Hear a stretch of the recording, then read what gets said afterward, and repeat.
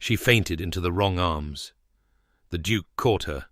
His rival saw everything. The Duchess of Richmond's ballroom blazed with the light of 1,000 candles, their flames reflected in crystal chandeliers, until the entire space seemed to shimmer like the inside of a diamond.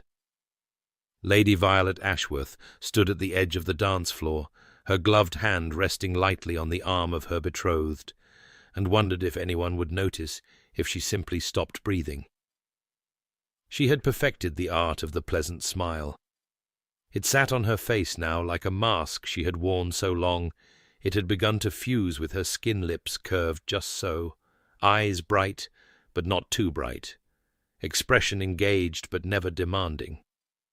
The Viscount Hartley preferred her this way, ornamental, quiet, present but not particularly visible.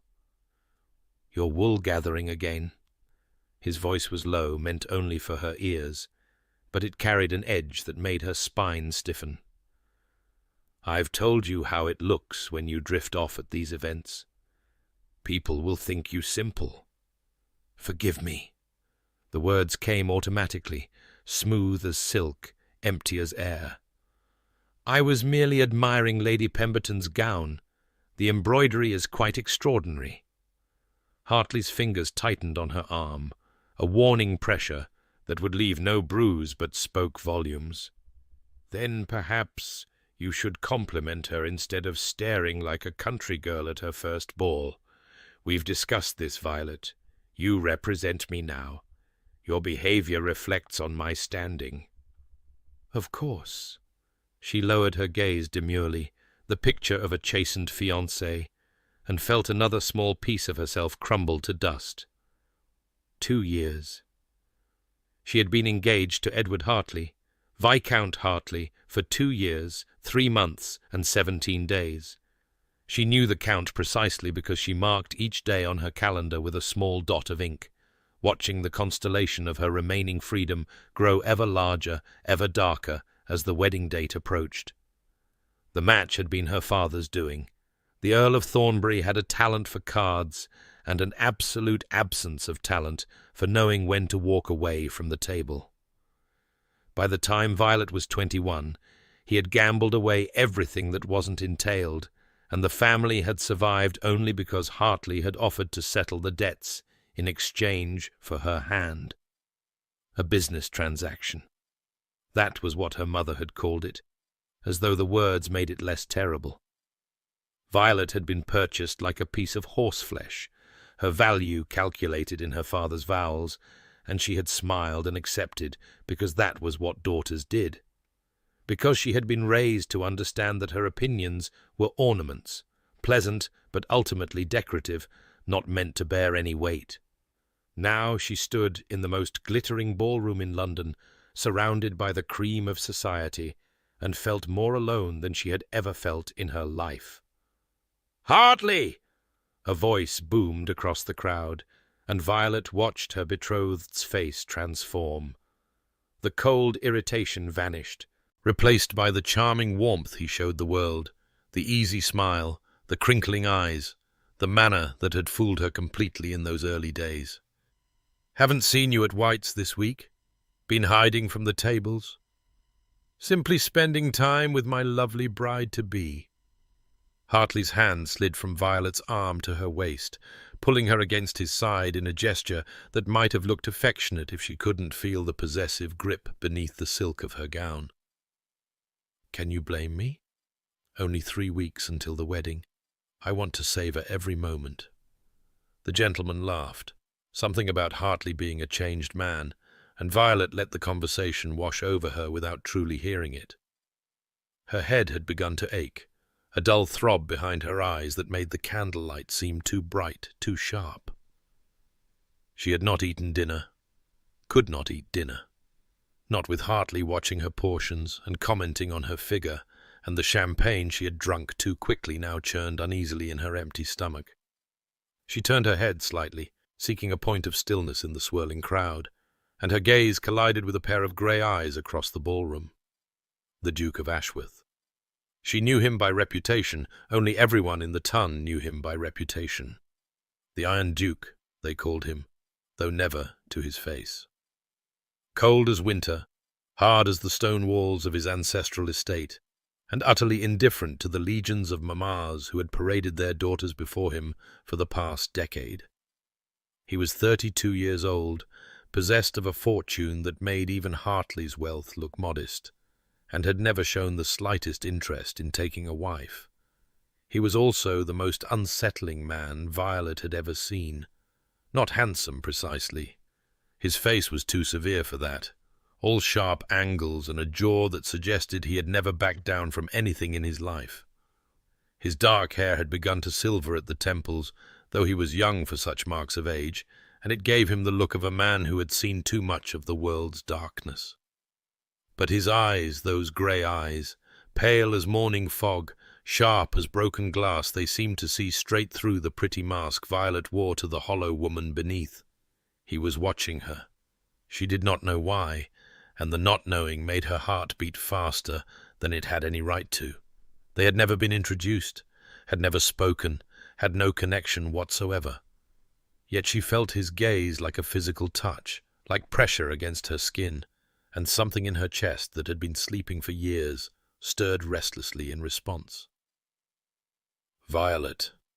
Hartley's voice cut through her awareness, edged with warning. "Lord Pemberton asked you a question." She wrenched her attention back to the conversation, heat flooding her cheeks.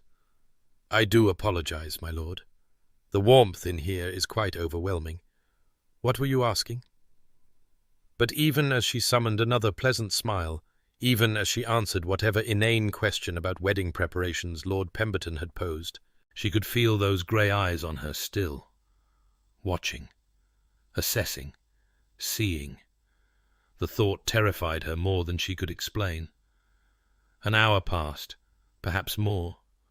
Time moved strangely at these events, stretched thin by boredom and squeezed tight by anxiety until Violet could never quite tell how long she had been standing, smiling, performing.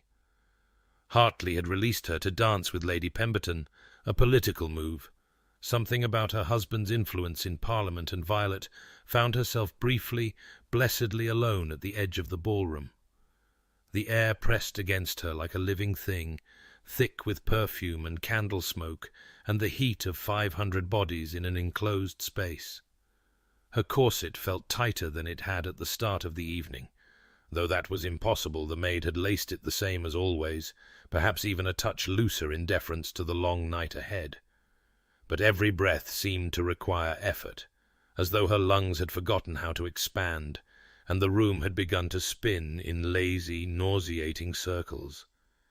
She needed air.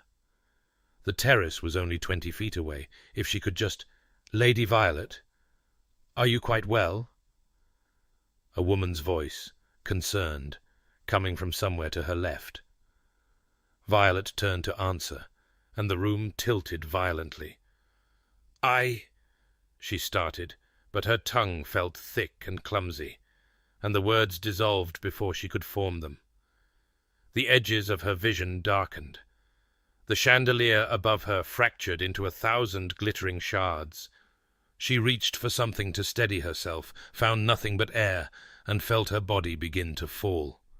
The last thing she saw before consciousness abandoned her was a flash of grey eyes, grey evening coat, grey everything, and then strong arms caught her, and the world went black. Sebastian Thornwood, Duke of Ashworth, had not intended to attend the Duchess of Richmond's ball. He had not intended to attend any ball this season, or any season.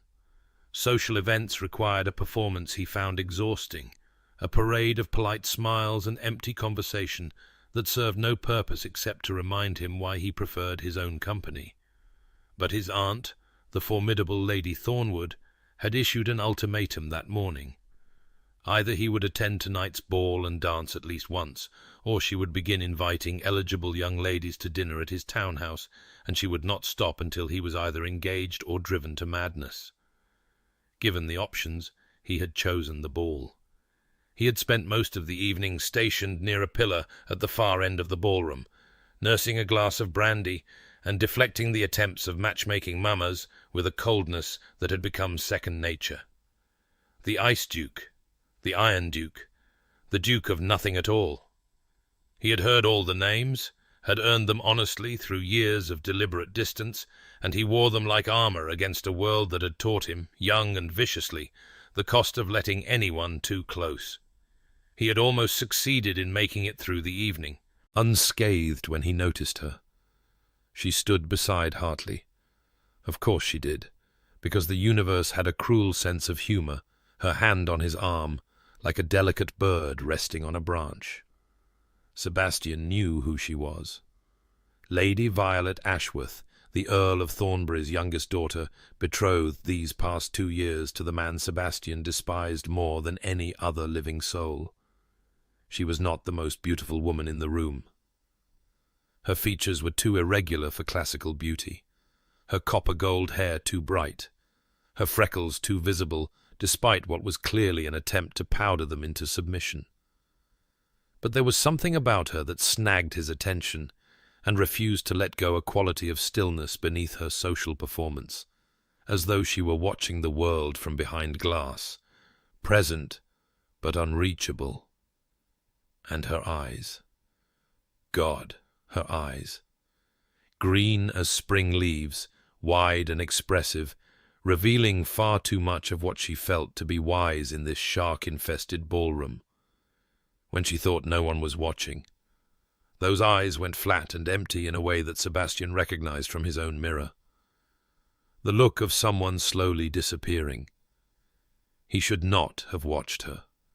He knew that, even as he tracked her movements across the ballroom with an intensity that bordered on obsession. She was Hartley's intended, which meant she was untouchable, unthinkable, completely beyond the pale. Whatever game Hartley was playing with her, and Hartley was always playing a game, it was none of Sebastian's concern. And yet, he watched her smile at Lord Pemberton and saw the way it never reached her eyes. He watched Hartley's hand on her waist and saw the almost imperceptible flinch she could not quite suppress. He watched her steal a glance in his direction, their gazes meeting for a moment that felt like an eternity, and he saw something flare in those green depths. Fear, yes, but also something that looked almost like recognition, as though she saw him too. Not the Ice Duke, not the Iron Duke, not the carefully constructed facade he presented to the world, but him, the broken thing beneath the armor. It was impossible.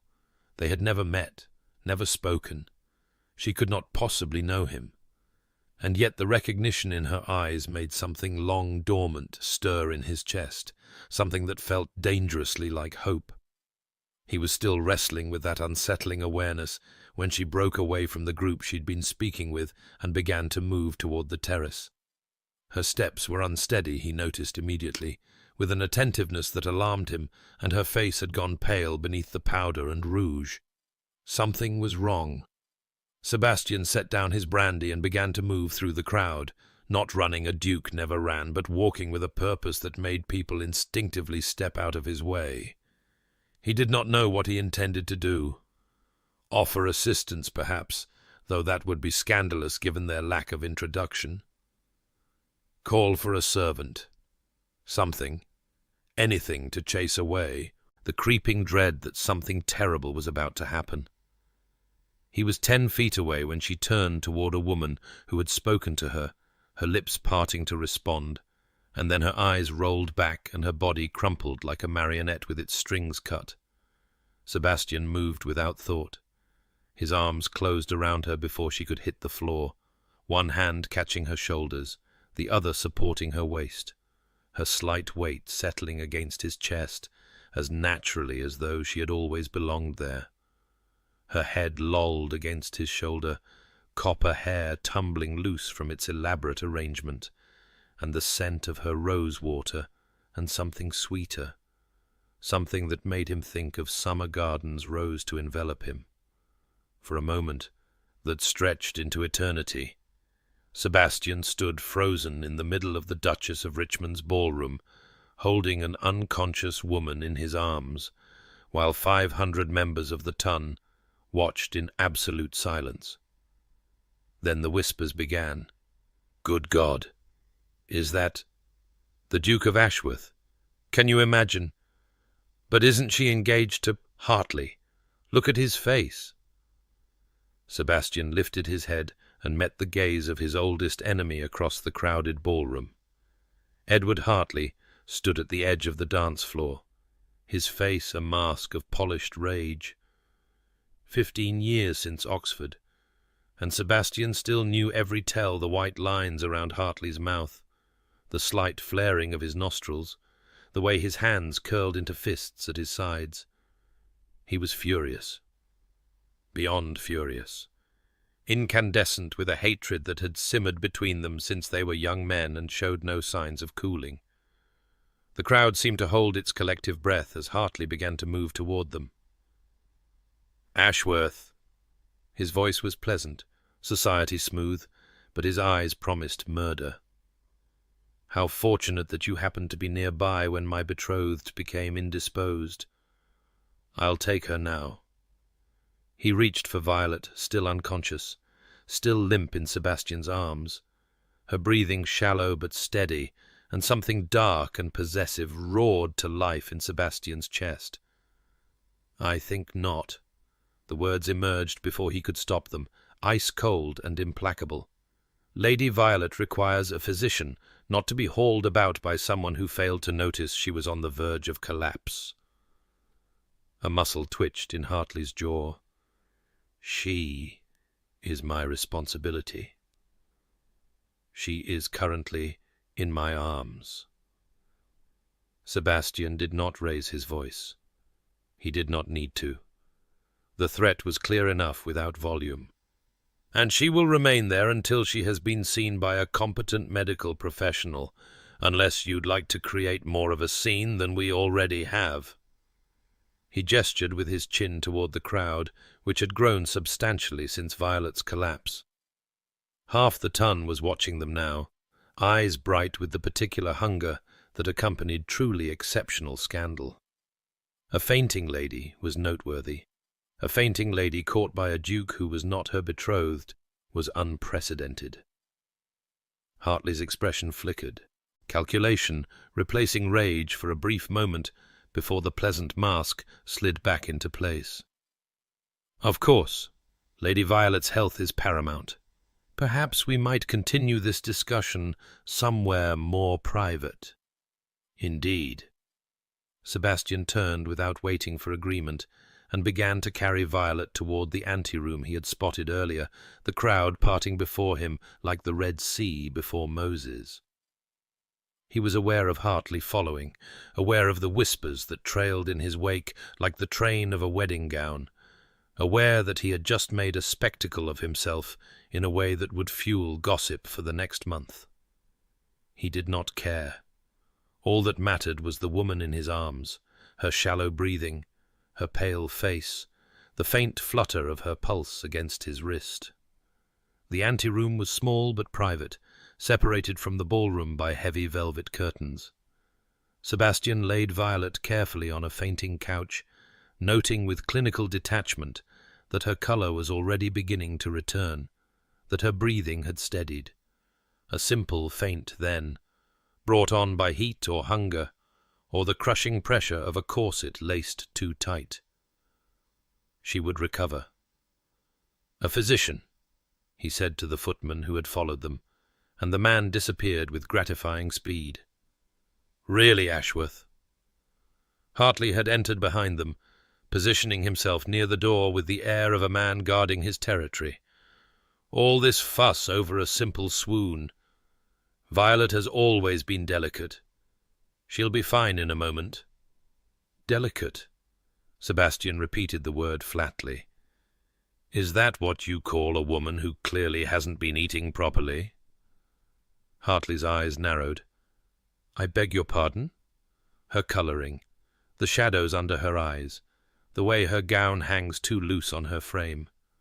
Sebastian catalogued the evidence without emotion, though something cold and angry was building in his chest. "A lady who is properly cared for does not faint at balls, Hartley, unless, of course, she is being starved into submission." For a moment, Hartley's mask slipped completely, and Sebastian saw the true face beneath the cruelty, the petty viciousness, the absolute conviction that he was entitled to whatever he wanted and everyone else could be damned. It was the same face Sebastian had seen 15 years ago, when Hartley had destroyed an innocent girl to win a wager, and Sebastian had been too young and too powerless to stop him. He was not powerless any more. "You go too far." Hartley's voice was low, dangerous. "My betrothed is none of your concern. Whatever game you think you're playing, I'm playing no game." Sebastian stepped forward, using every inch of his height to tower over the shorter man. "But I will tell you this once, Hartley, and I will not repeat myself. If I learn that Lady Violet has been mistreated in any way, if I see so much as a shadow of distress in her eyes, I will make it my personal mission to destroy you. Socially, financially, completely. Do I make myself clear?" Hartley's face flushed an ugly shade of red.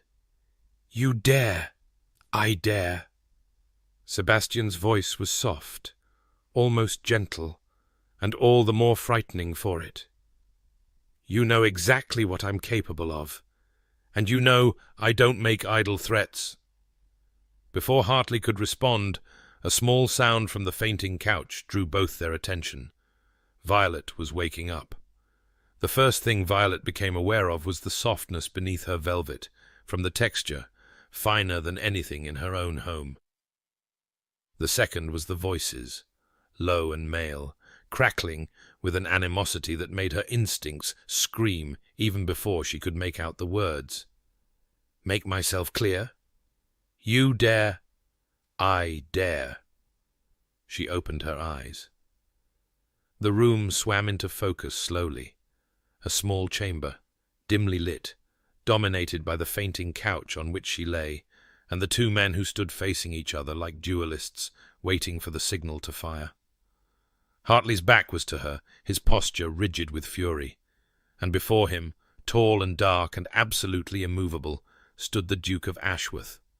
Those grey eyes shifted to her face, and something in them softened almost imperceptibly. "Lady Violet." His voice was low, careful, as though she were a wild creature who might startle. "Please don't try to rise too quickly. You fainted in the ballroom." The ballroom, the heat, the spinning room, falling. And then, oh God, she had fainted into the Duke of Ashworth's arms, in front of everyone.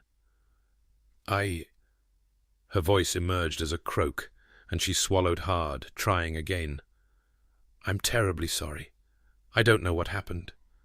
I never faint." "You will apologize to me." Hartley had turned now, his handsome face arranged in an expression of concern that didn't quite reach his eyes. "You frightened me half to death, darling. When I saw you collapse—" "When you saw her collapse, you were on the other side of the room." The Duke's interruption was smooth, almost casual, but something in his tone made Hartley fall silent. "I believe a physician has been summoned.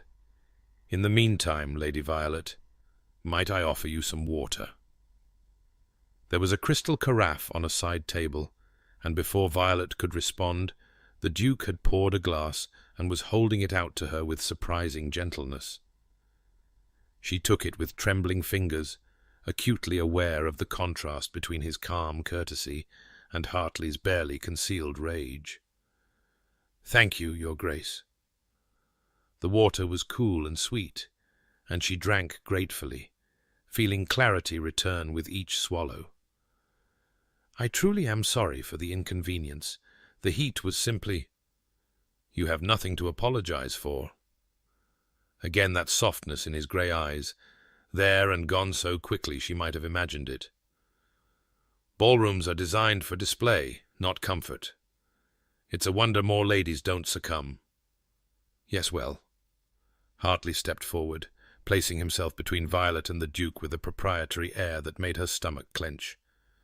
"I believe my betrothed has recovered sufficiently to be escorted home. Thank you for your Assistance, Ashworth. I trust this matter need not be discussed further. A beat of silence. Then the Duke smiled, if such a cold, sharp expression could be called a smile, and inclined his head. Of course, Lady Violet's reputation is paramount, though I believe the Ton may have their own opinions about what they witnessed tonight. The implication hung in the air between them, heavy as thunder.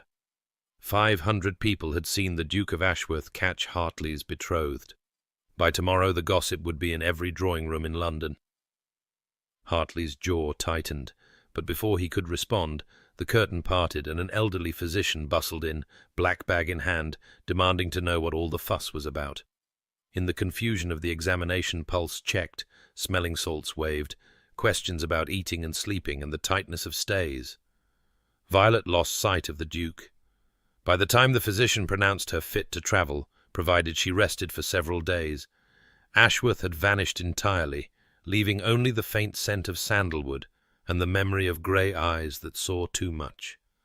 Hartley's carriage was summoned. His hand on her arm was bruising as he helped her inside, his silence more frightening than any tirade could have been.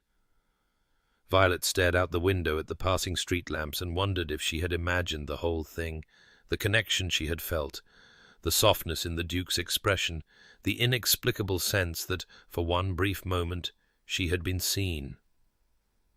"We will discuss this at length tomorrow." Hartley's voice cut through the darkness, cold and precise. "Tonight, you will go directly to bed and speak to no one. I will manage the scandal as best I can, though your carelessness has made that task considerably more difficult." "I didn't mean to faint." "You didn't mean." He laughed, a harsh sound devoid of humour. "That is always your excuse, isn't it, Violet? You didn't mean to embarrass me. You didn't mean to make a spectacle. You didn't mean to fall into the arms of another man in front of the entire Ton." His voice dropped to a whisper that was somehow more terrifying than shouting. "What you meant matters considerably less than what you did." Violet said nothing. There was nothing to say. She pressed her forehead against the cold glass of the window and let the tears she had been suppressing slide silently down her cheeks. Sebastian did not go home. Instead, he walked through Mayfair's lamplit streets, past shuttered townhouses and sleepy night watchmen, with no destination in mind except away. Away from the ballroom, away from the whispers, away from the memory of grey-green eyes looking up at him as though he had hung the moon, when all he had done was catch her before she fell. The night air was cool against his heated face, carrying the distant sounds of revelry from other houses where the season's entertainments continued without him. He walked until his feet ached in his evening shoes, until the first grey light of dawn began to creep over the rooftops, until his racing thoughts finally slowed enough for him to examine what had happened. He had caught a woman. That was all. A simple act of proximity and reflexes. Nothing more. It meant nothing that she was beautiful, that she was engaged to his oldest enemy, that the feeling of her in his arms had awakened something he had thought dead for 15 years. It meant nothing. And yet, Sebastian found himself in Hyde Park as the sun rose, sitting on a bench near the Serpentine, while the city slowly came to life around him. Milk carts rattled past. Servants hurried to their morning duties. A pair of ducks glided across the water, leaving silver trails in their wake.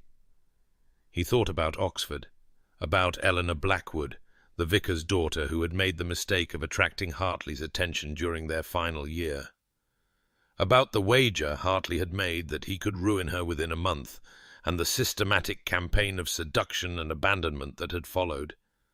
About Eleanor's face when Sebastian had found her afterward, shattered and bleeding and beyond any comfort he could offer. She had drowned herself in the Cherwell 3 days later. Sebastian had been young then, powerless and naive, with no title and no influence to wield against a viscount's son. He had tried to intervene, had begged Eleanor's father to act, had even confronted Hartley directly and been laughed at for his trouble. "What does it matter?" Hartley had asked, genuinely puzzled. She was nothing, a nobody. I was bored, and she provided entertainment. Sebastian had sworn that day that he would never let anyone close enough to be used against him. He had built his walls high and thick and impenetrable, becoming the ice duke that society mocked and feared in equal measure. It was safer that way, cleaner. No one could hurt him if there was no one he cared about. For 15 years that armor had held. And then, last night, a woman with copper hair and sad green eyes had collapsed in his arms, and he had felt the first cracks beginning to form. "Damn her," he muttered, and did not know if he meant Lady Violet or himself. "Damn all of it." The ducks continued their serene progress across the water, indifferent to the turmoil of dukes. Sebastian watched them until the sun was fully up, and the park began to fill with riders and nursemaids and ladies taking their morning constitutionals. Then he rose, straightened his crumpled evening clothes, and went home to face whatever scandal the morning papers would bring. Violet did not sleep. She lay in her darkened bedroom, still wearing her ball gown because she had dismissed her maid rather than face any questions, and stared at the canopy above her bed, while her mind replayed the evening's events in an endless, torturous loop.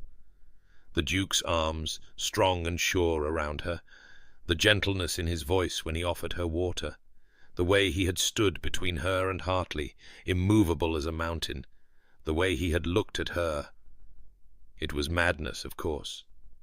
The Duke of Ashworth was famous for his coldness, his indifference, his absolute lack of interest in any woman who crossed his path.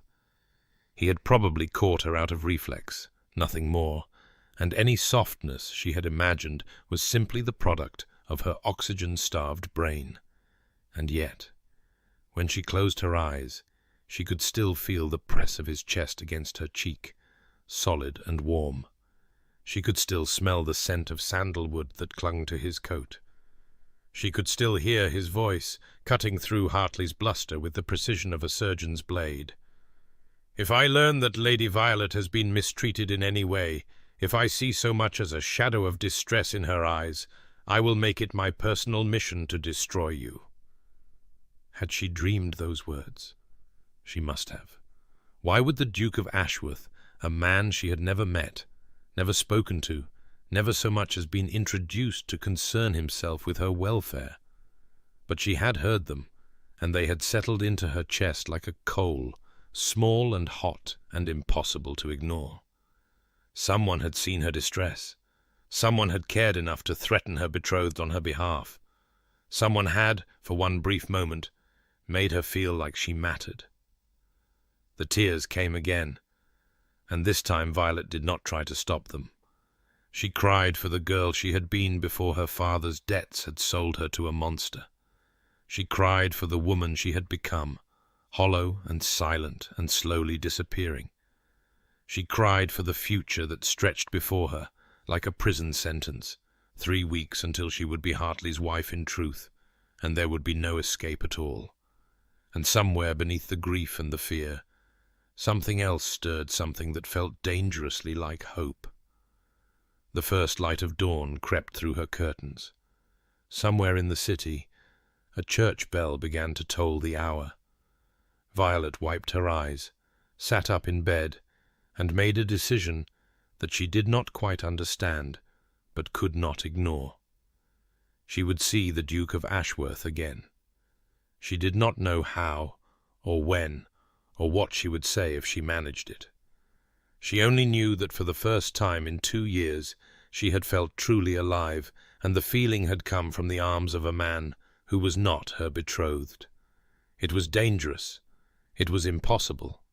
It was almost certainly doomed to end in disaster. But as the sun rose over London, and the scandal of the Duchess of Richmond's ball began to spread through the gossip networks of the Ton, Violet found that she did not care.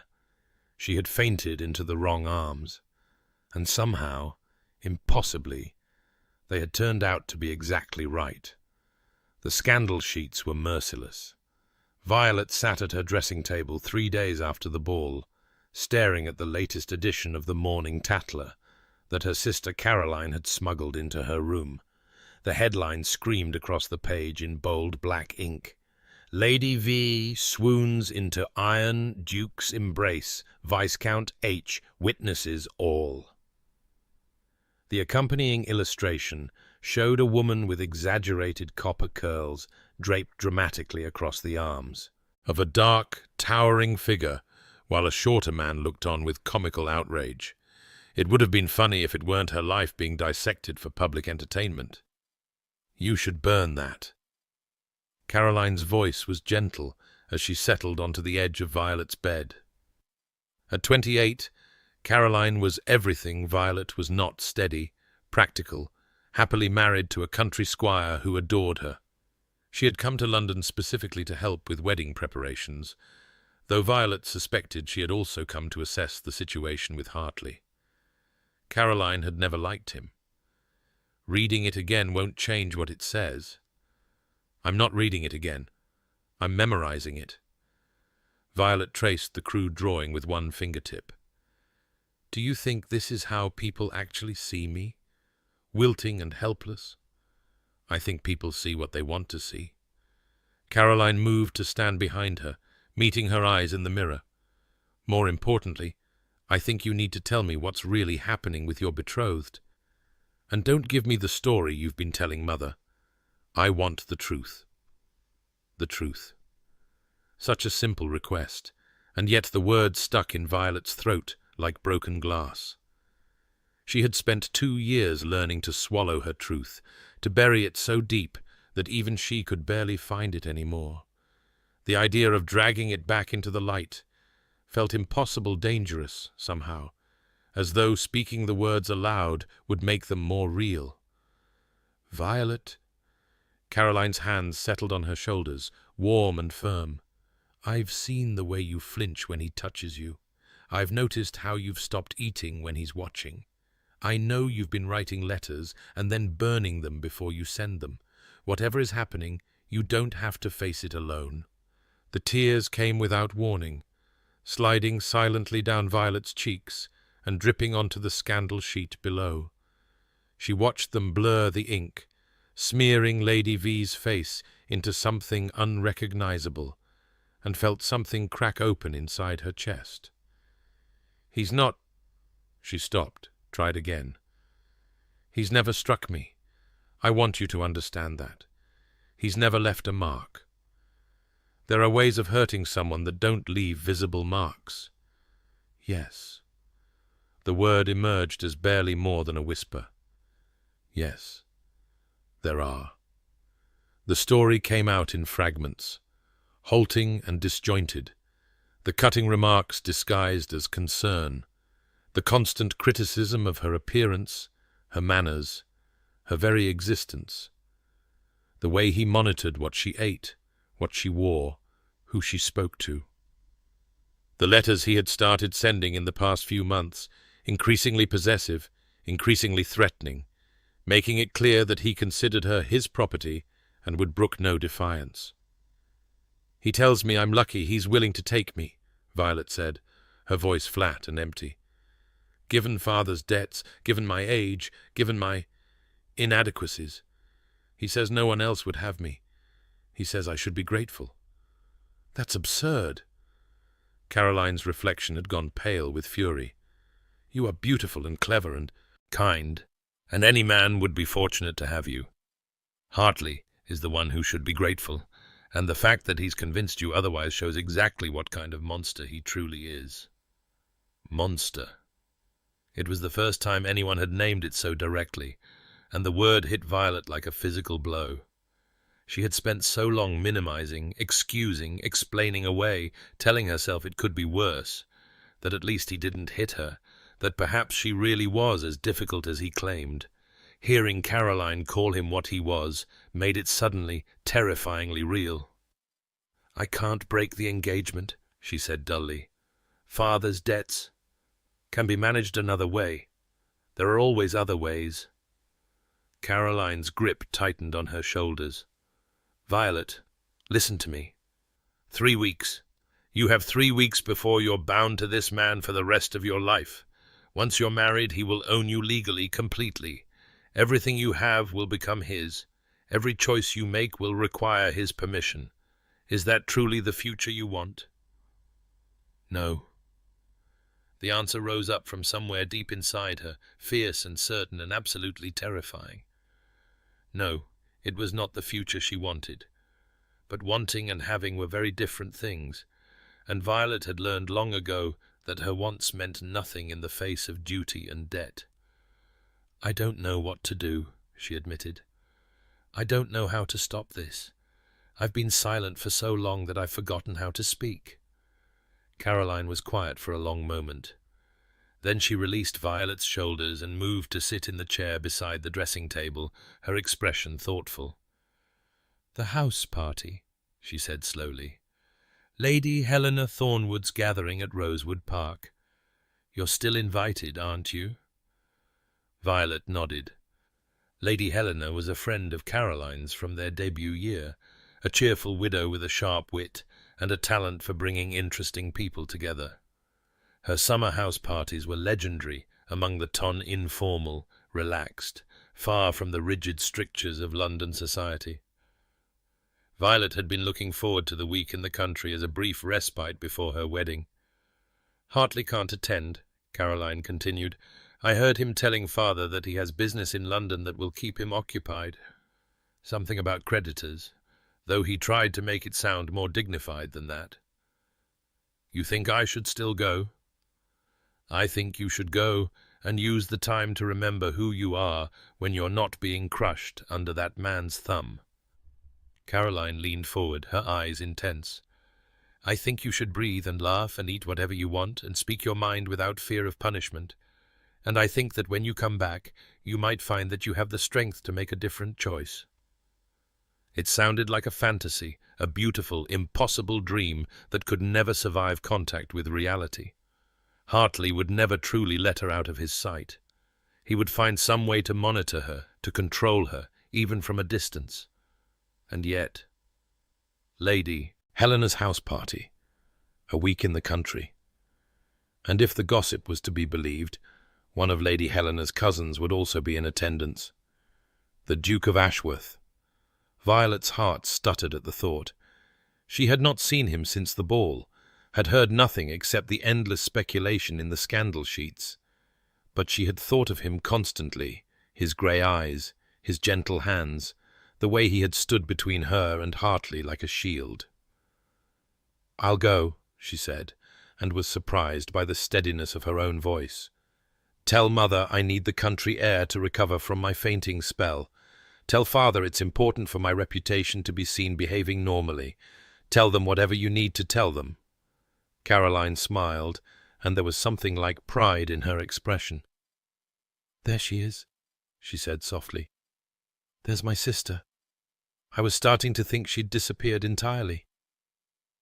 Violet looked at her reflection in the mirror, pale, tired, with shadows under her eyes that no amount of powder could conceal. She looked like a ghost of the girl she had once been. But somewhere beneath the exhaustion, something was stirring, something that felt almost like hope. Rosewood Park was beautiful in high summer, its rolling lawns dotted with ancient oaks, and its gardens bursting with roses in every shade, from palest blush to deepest crimson. The house itself was a rambling Georgian manor, comfortable rather than grand, with none of the intimidating formality of the great aristocratic estates. Violet arrived on a Thursday afternoon, having endured 3 days of Hartley's cold fury before her departure. He had made his displeasure clear in a dozen small ways, a grip too tight on her arm, a comment too cutting about her appearance, a letter delivered to her bedroom that outlined in explicit detail what he expected from her behaviour in the country. She was not to dance with any gentleman more than once. She was not to engage in private conversation with anyone he had not approved. She was certainly not to embarrass him further with any repetition of her performance at the Duchess of Richmond's ball. She had read the letter twice, then burned it in her bedroom fireplace and watched the ashes crumble to nothing. Lady Helena greeted her at the door with an embrace that was almost inappropriately warm, her round face beaming with genuine pleasure. "My dear Lady Violet, I'm so delighted you could come. Caroline has told me so much about you, I feel as though we're already friends." "Lady Helena?" Violet found herself smiling in spite of everything. "Thank you for your kind invitation. Your home is lovely." "Rosewood is my haven," Helena said, linking her arm through Violet's and guiding her into the house.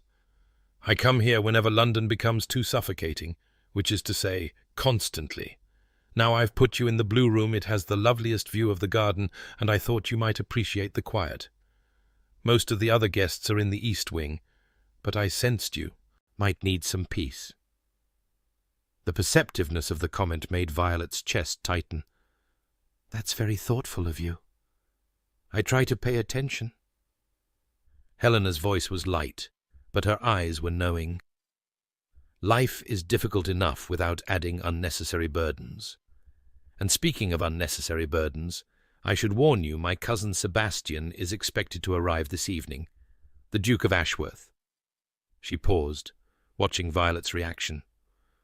"I understand you've already met, after a fashion?"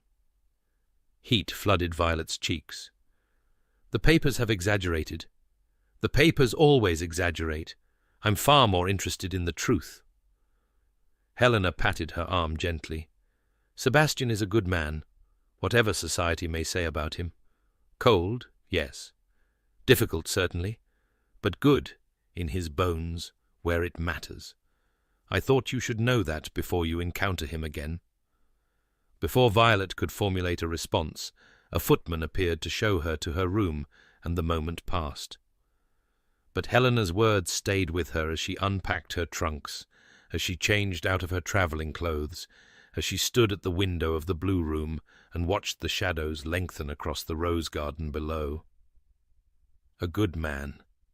She had seen glimpses of that goodness at the ball, in the gentleness of his hands and the fury in his voice when he confronted Hartley.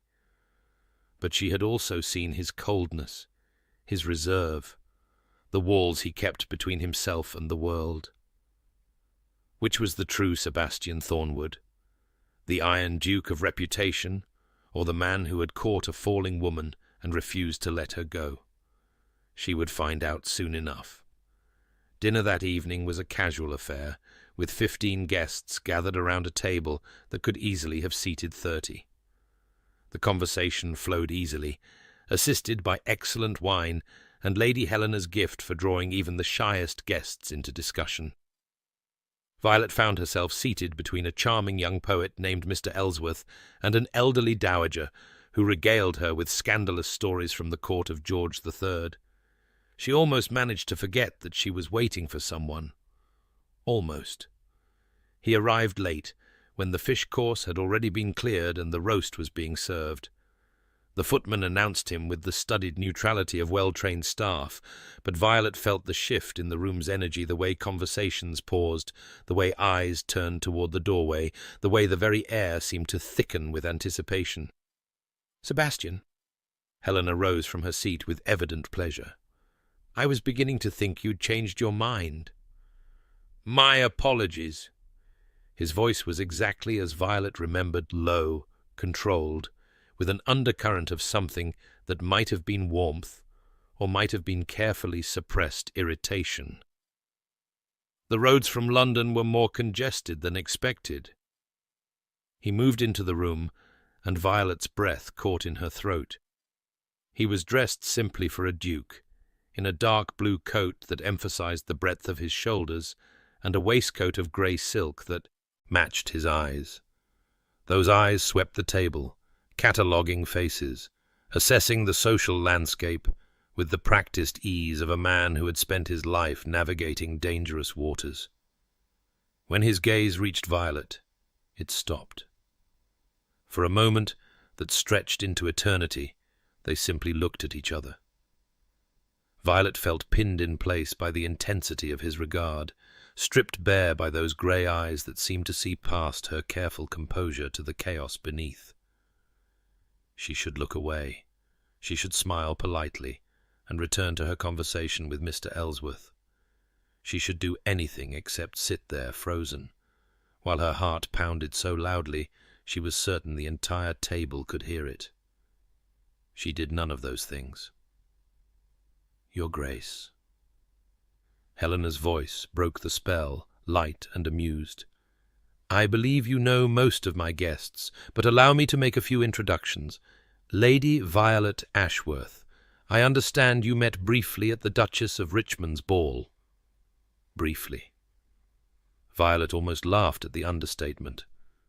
Sebastian inclined his head, his expression carefully neutral. "Lady Violet, I trust you've recovered from your indisposition?" "Completely, Your Grace." Her voice sounded strange to her own ears, too breathless by half. "Thank you for your concern." "Not at all." He moved to his seat at the far end of the table, as far from Violet as it was possible to be while still remaining in the same room. She watched him settle into conversation with the lady beside him, his attention apparently claimed entirely, and told herself firmly that she was not disappointed. She was not disappointed at all. The next 3 days passed in a blur of gentle activity. Rosewood Park offered all the diversions a country house party could provide: croquet on the lawn, cards in the evening, long walks through the surrounding countryside, picnics beside the ornamental lake. Lady Helena proved to be an excellent hostess, intuiting what each guest needed and providing it without ever seeming to try. For Violet, that meant space to breathe, freedom from scrutiny, the rare luxury of spending time in company without constantly monitoring herself for missteps. She began to eat again. Not much. At first, years of Hartley's surveillance had left her stomach knotted with anxiety, but more than she had managed in months. She stopped checking her posture every few seconds, stopped analyzing each word before it left her mouth, stopped bracing for criticism that never came. And she watched the Duke of Ashworth. She tried to be subtle about it, but subtlety had never been her strong suit. She watched him at breakfast, methodically working his way through eggs and toast, while reading correspondence that seemed to trouble him. She watched him in the garden, walking alone with his hands clasped behind his back, his expression distant and unreadable. She watched him in the drawing-room after dinner, standing apart from the other guests with a glass of brandy, his grey eyes fixed on some point beyond the window. He was always alone, she realized. Even in a crowd, even surrounded by people who clearly wanted his attention, he maintained a careful distance, as though he were observing life rather than participating in it. It made her ache in ways she didn't fully understand. On the 4th day, Violet rose before dawn. She couldn't sleep, hadn't been able to sleep properly since the ball, her dreams haunted by grey eyes and strong arms, and the terrible, impossible hope that she had no right to feel. Rather than lie in bed staring at the ceiling, she dressed quietly in her simplest morning gown and slipped out of the house through a side door, seeking the peace of the rose garden in the thin grey light. The garden was cool and quiet, the air heavy with dew and the heady scent of hundreds of blooms. Violet walked slowly along the gravel paths, trailing her fingers across petals, letting the beauty seep into her tired soul. She was so absorbed in the flowers that she almost walked directly into the Duke of Ashworth. "Lady Violet." His voice made her jump, her hand flying to her chest. "Forgive me. I didn't mean to startle you." He stood at the intersection of 2 paths, dressed in riding clothes that suggested he had been up for some time. His dark hair was slightly dishevelled, as though he had run his hands through it repeatedly, and there were shadows under his eyes that spoke of his own sleepless night. "Your Grace." She struggled to compose herself, intensely aware of her own informal appearance. No maid, no proper coiffure, no chaperone. If anyone saw them together like this. "I didn't expect to find anyone else about at this hour." "Nor did I." A pause, weighted with something she couldn't quite identify. "I find I'm sleeping poorly of late." As am I. The admission hung between them, more intimate than either had intended. Violet felt heat creep up her neck and looked away, focusing on a nearby rose bush, as though it held the secrets of the universe. "Would you—" Sebastian stopped, started again. "That is, if you're not otherwise occupied, would you care to walk with me? The path around the lake is quite pleasant at this hour." She should refuse. Every instinct of propriety screamed that she should refuse, that walking alone with an unmarried duke in the early morning light was the height of impropriety, that Hartley would be furious if he ever discovered it. Hartley! The thought of him hardened something inside her, turned fear into defiance. "I would like that very much, Your Grace." They walked in silence for the first quarter-mile, following the winding path that circled the ornamental lake. The water was still as glass, reflecting the pale pink sky like a mirror, and the only sounds were birdsong and the soft crunch of gravel beneath their feet. It should have been awkward. By all rights, two near strangers with no proper chaperone should have been drowning in uncomfortable silence. Instead, Violet found herself relaxing into the quiet, letting it wrap around her like a blanket. There was something restful about Sebastian's presence, a steadiness that asked nothing of her, expected nothing, simply accepted her company without judgment. "You seem different here," he said finally, his voice low enough that she had to lean slightly closer to hear him. "Than you did in London." "Do I?" "At the ball you looked like—" He paused, searching for words. "Like a bird in a cage. Beautiful, but trapped. Here, you seem more yourself." The observation was so accurate that it stole her breath. "I didn't know you were watching me that closely. I couldn't seem to look away." The admission was quiet, almost reluctant, as though it had escaped against his will. "Which is unlike me. I make a practice of not noticing people." "Why?" The question hung between them. Violet watched his profile as they walked, the sharp line of his jaw, the slight furrow between his brows, the way his mouth compressed as he considered his answer.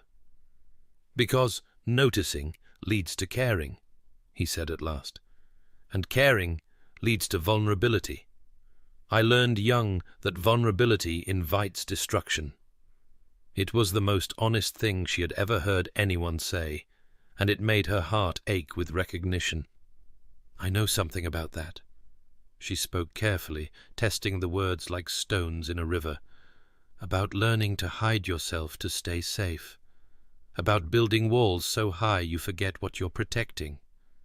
He glanced at her sharply, those grey eyes searching her face with an intensity that made her want to look away. "You're betrothed." It wasn't a question. "I don't—" She stopped, tried again. "I'm not sure what you know about Lord Hartley." "Enough." The word was flat, hard as iron. "I've known Hartley for 15 years, Lady Violet. Since we were at Oxford together, I know precisely what kind of man he is." "Then you understand why I—" She trailed off, not sure how to finish the sentence. "Why I perform. Why I hide. Why I was disappearing into nothing before the night I fell into your arms." "I understand." Sebastian's voice had gentled, though his expression remained grim. "What I don't understand is why your family allowed the engagement in the first place. You deserve far better than my father's debts." The words came out bitter, sharper than she intended. "I was sold to pay for his gambling losses. It wasn't precisely presented that way, of course. There was talk of excellent matches and comfortable futures and all the pretty phrases families use to disguise the truth. But in the end, it came down to money. Hartley offered to settle the debts, and I was the price." For a long moment Sebastian said nothing. They had reached the far side of the lake, where a stone bench offered a view across the water toward the house. He stopped walking and turned to face her, his expression unreadable. "That shouldn't have happened to you." "No." Violet felt the tears prickling at her eyes and blinked them back fiercely. It shouldn't have happened. But it did. And now I have 3 weeks. 2 weeks. Now before I become his wife. Before I'm legally his property. Before I lose whatever small scraps of myself I've managed to keep.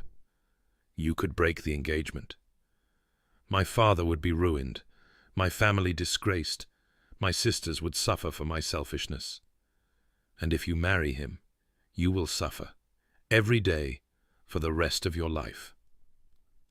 Sebastian stepped closer, close enough that she could see the silver threads in his dark hair, the fine lines at the corners of his eyes. Is that not worth considering? Your own suffering? The question cracked something open inside her. I don't know any more. The words emerged as barely more than a whisper. I've spent so long being told that my feelings don't matter, that my wants are selfish, that my only value lies in what I can provide for others. I've heard it so many times that I started to believe it, that I am nothing, that my happiness is not worth fighting for. That, Sebastian said quietly, is the greatest lie ever told. And then, before she could respond, before she could process the intensity in his voice, he reached out and took her hand.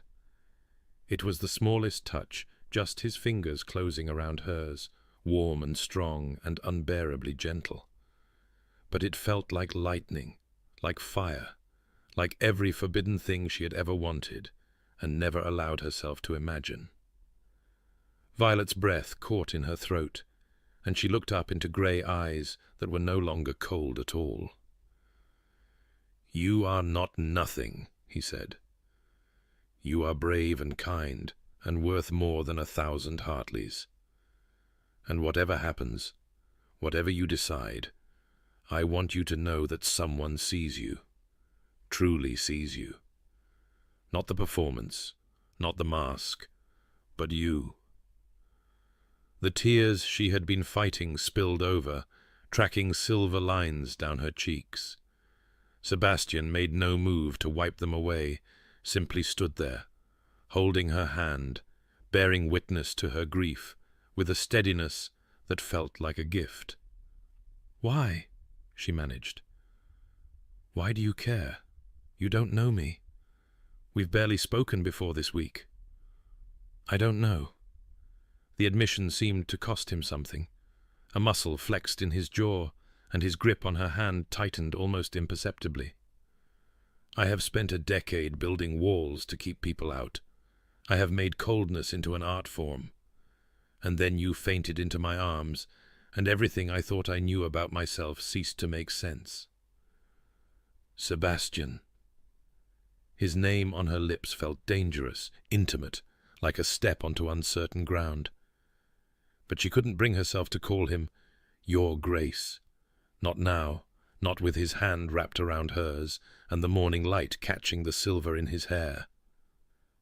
I'm not a good man. His voice was rough, almost harsh.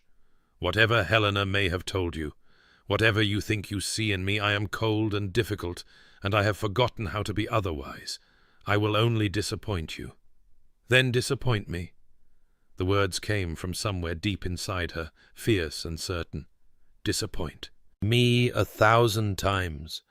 At least it will be real. At least it will be honest. I have had enough of pretty performances and charming lies to last a lifetime. For a long, breathless moment, neither of them moved. Then Sebastian lifted his free hand to her face, his fingers brushing the tears from her cheek with unbearable tenderness. His thumb traced the curve of her cheekbone, the line of her jaw, the corner of her trembling mouth. I should not, he started. I know. If anyone saw, I know. Violet. And then his mouth was on hers. The kiss was nothing like she had imagined. Not that she had allowed herself to imagine it, not really, not in any concrete way. It was soft at first, questioning, as though he were giving her time to pull away.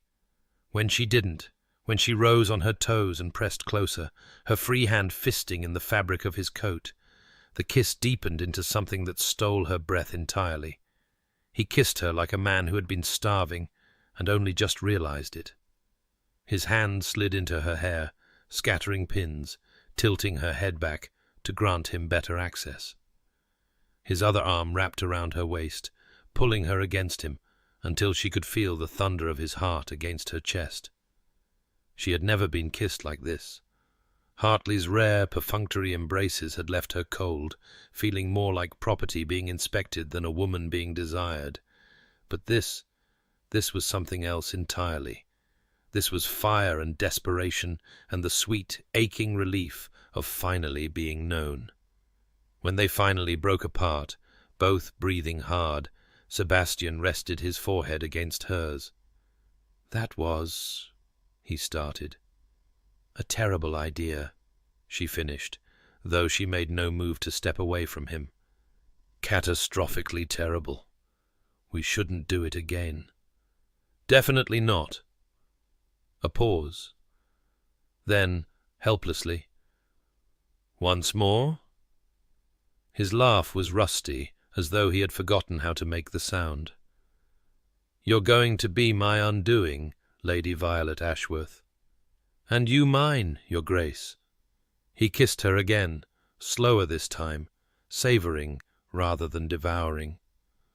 The sun rose fully above the horizon, painting the lake in shades of gold and rose, and for one perfect moment Violet forgot everything except the feeling of being held by someone who truly saw her. It couldn't last, of course. Nothing ever did. The days that followed were both the happiest and the most painful of Violet's life. She and Sebastian stole moments wherever they could, a touch in passing, a shared glance across the dinner table, early morning walks that had to end before the other guests rose. They talked for hours about everything and nothing. His childhood in the cold, draughty halls of Ashworth Castle, her secret poetry, the books they loved, the dreams they had abandoned. He told her about his mother's illness when he was 12, how his father's mistress had tried to poison the Duchess to claim the title for herself, how Sebastian had discovered the plot almost too late, how his mother had survived, but never fully recovered. He told her about the walls he had built afterward, the vow he had made to never let anyone close enough to hurt him or those he loved. "I was 16 when I decided that feeling nothing was safer than feeling everything," he said one evening, as they sat together in a shadowed corner of the garden, while the sounds of the house party drifted through the windows. "I've spent 16 years proving myself right, and then you came along and made me question everything I thought I knew. I'm sorry. Don't be." He lifted her hand to his lips, pressing a kiss to her knuckles. Being numb was safe, but it was also a kind of death. "You've reminded me what it feels like to be alive." She fell a little more in love with him every day. It was terrifying, this feeling. She had never expected it, never sought it, had been convinced that love was something other people experienced while she was destined for duty and resignation. But here it was, undeniable and overwhelming, and she had no idea what to do with it. What she did know, with growing certainty, was that she could not marry Hartley. The realization settled into her bones gradually, like water seeping through stone. She thought about the letters he had sent, growing increasingly possessive as the wedding approached. She thought about his cold fury when she had returned from the ball, the threats barely concealed beneath his polished surface. She thought about a lifetime of monitoring her words, her food, her very thoughts to avoid his displeasure. And she thought about Sebastian, his gentle hands, his rare laughter, the way he looked at her as though she were precious beyond measure. There had to be another way. She would find it somehow, or she would break trying. On the 6th day of the house party, Hartley arrived. Violet was in the library when she heard the commotion, the sound of horses in the drive, voices raised in greeting, the bustle of unexpected guests. She set down the book of poetry she had been reading, Byron, Sebastian's favourite, and moved to the window, her heart already sinking. The carriage that stood in the circular drive bore the Hartley crest. "No." The word escaped her lips before she could stop it. "No, no, no." "Lady Violet?" The voice came from behind her, and she whirled to find Lady Helena standing in the doorway, her usually cheerful face creased with concern. "I just received word Lord Hartley has arrived unexpectedly. He claims his business in London concluded early, and he wished to join you. He's checking on me." Violet's voice was flat, empty. He must have heard something. Rumours, gossip, something that made him suspicious. "He's come to make sure I'm behaving myself." Helena moved closer, lowering her voice. "My dear, if there's anything I should know, any reason you might need protection, there's nothing you can do." The words tasted like ashes in Violet's mouth. "He's my betrothed. In 2 weeks he'll be my husband.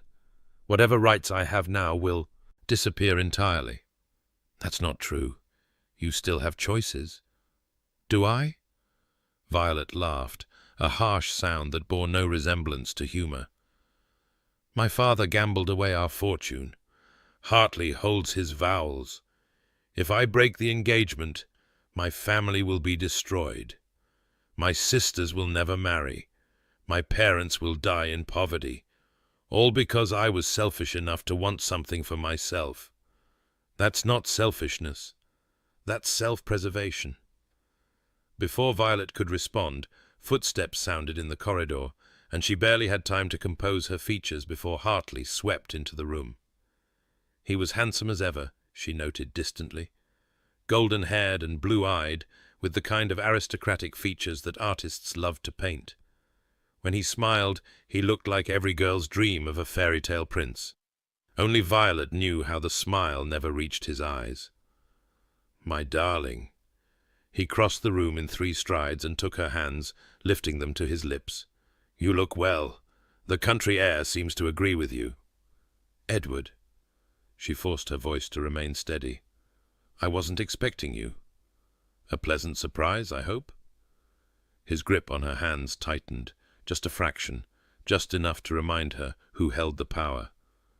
"I found myself missing you dreadfully. London was unbearably dull without your company." "How?" "Flattering. Lady Helena." Hartley turned his charm on their hostess, all warmth and courtesy. "I apologize for arriving without notice. I do hope you can accommodate an additional guest." "Of course, Lord Hartley." Helena's voice was cool, polite, but not welcoming. "I'll have a room prepared immediately. Dinner is at 8. She swept out of the library, leaving Violet alone with her betrothed. The moment the door closed, Hartley's manner changed. "I've heard interesting rumours."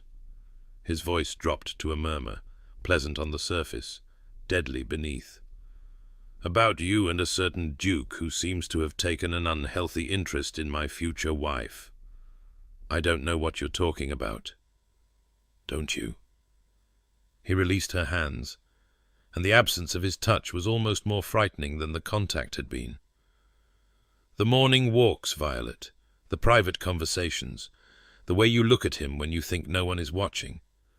Did you think I wouldn't find out?" "There's nothing to find out. The Duke has been courteous, nothing more." "The Duke is using you to get to me." Hartley began to pace, a predatory rhythm that made Violet's instincts scream. "We were at Oxford together. Did you know that?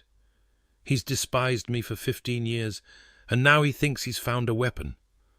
My own betrothed, turning against me. It's really quite clever."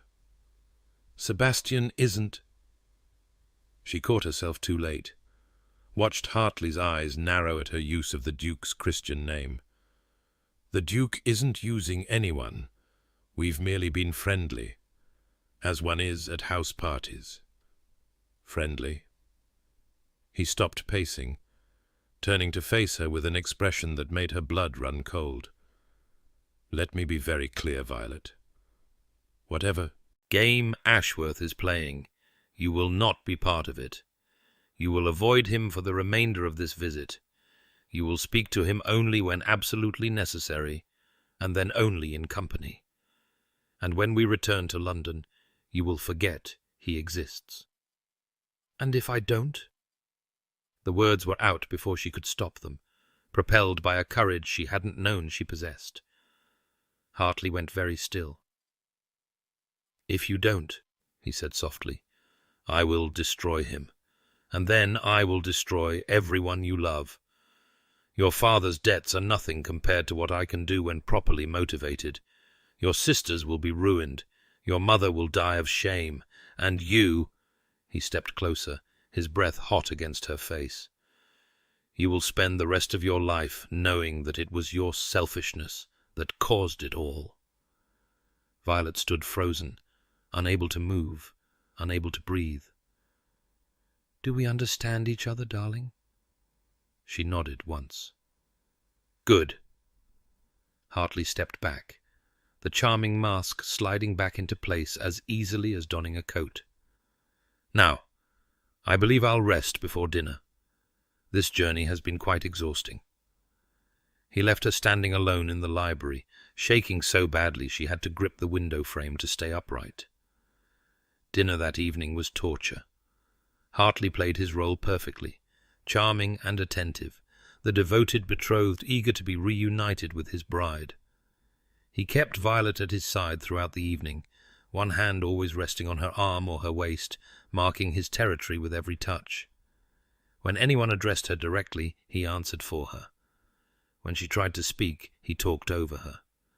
Sebastian watched from across the room, his grey eyes burning with a fury that he barely managed to contain. Violet could feel the tension building between the two men like a storm gathering on the horizon. Every time their gazes met, the air seemed to crackle with suppressed violence. Helena noticed it too. Her cheerful hostess manner was strained, and she kept steering conversation toward neutral topics whenever Hartley and Sebastian seemed about to speak to each other. After dinner, when the ladies withdrew to the drawing-room, Hartley insisted on accompanying Violet rather than remaining for port with the gentlemen. "I can't bear to be parted from her," he said with a smile that made Violet's skin crawl. "Not after being separated for so many days." The other ladies cooed at his devotion. Violet said nothing. She was standing at the window, staring out at the moonlit garden, when Sebastian finally managed to approach her. Hartley had stepped away briefly to speak with Lady Helena, asking questions about the other guests, Violet suspected, gathering intelligence, and Sebastian materialized at her side like a shadow. "Are you all right?" His voice was barely above a whisper. "You've barely spoken all evening." "I'm fine." "You're not fine. You're terrified. I can see it in your eyes." "Sebastian." She glanced toward Hartley, making sure he was still occupied. "He knows. About us. About the walks, the conversations. Someone told him." A muscle worked in Sebastian's jaw. "I'll handle it." "You can't handle him. He's threatened to destroy you, destroy my family. He means it, Sebastian. He's capable of it." "So am I." Sebastian's hand brushed hers, hidden from view by the curtains. "I know things about Hartley that could ruin him 10 times over. If he thinks he can threaten you—" "That's exactly what he expects you to do." Violet's voice cracked. "He said you're using me to get to him, that our whatever this is, it's all part of some game between the two of you. He said—" "And you believe that?" The question hit her like a slap. She looked up at him, at the hurt barely visible beneath his careful control, and felt her heart splinter. "I don't know what to believe anymore." Before Sebastian could respond, Hartley's voice cut across the room. "Ashworth." The name was laced with false friendliness. "I didn't expect to find you here. I thought you made a policy of avoiding social gatherings." Sebastian turned. his expression perfectly controlled. My cousin issued an ultimatum. I've learned not to argue with Helena when she sets her mind to something. Yes, Lady Helena can be quite persistent. Hartley moved to Violet's side, sliding his arm around her waist with proprietary ease. I trust you've been keeping my betrothed entertained in my absence? Lady Violet is delightful company. Sebastian's voice was ice, as I'm sure you know. I do indeed. Hartley's grip tightened on Violet's waist. She's a treasure. I'm quite looking forward to making her my wife. The words hung in the air, a challenge barely disguised as casual conversation. Violet felt the tension coiling between the two men, felt the storm about to break, and did the only thing she could think of. Edward, I'm feeling unwell. She made her voice thin, trembling. The journey from London, the excitement of your arrival, I believe I need to retire. Hartley's eyes narrowed, but he could hardly refuse such a request in front of witnesses. Of course, darling. Shall I escort you to your room? That won't be necessary. Helena appeared at her elbow, summoned by some hostess instinct. I'll see Lady Violet settled. You gentlemen enjoy your evening. Violet allowed herself to be guided away, but at the door she looked back one last time. Sebastian stood where she had left him, his grey eyes fixed on her face with an expression that made her chest ache. She did not know what that expression meant. She was terrified she would never find out. She heard them arguing that night.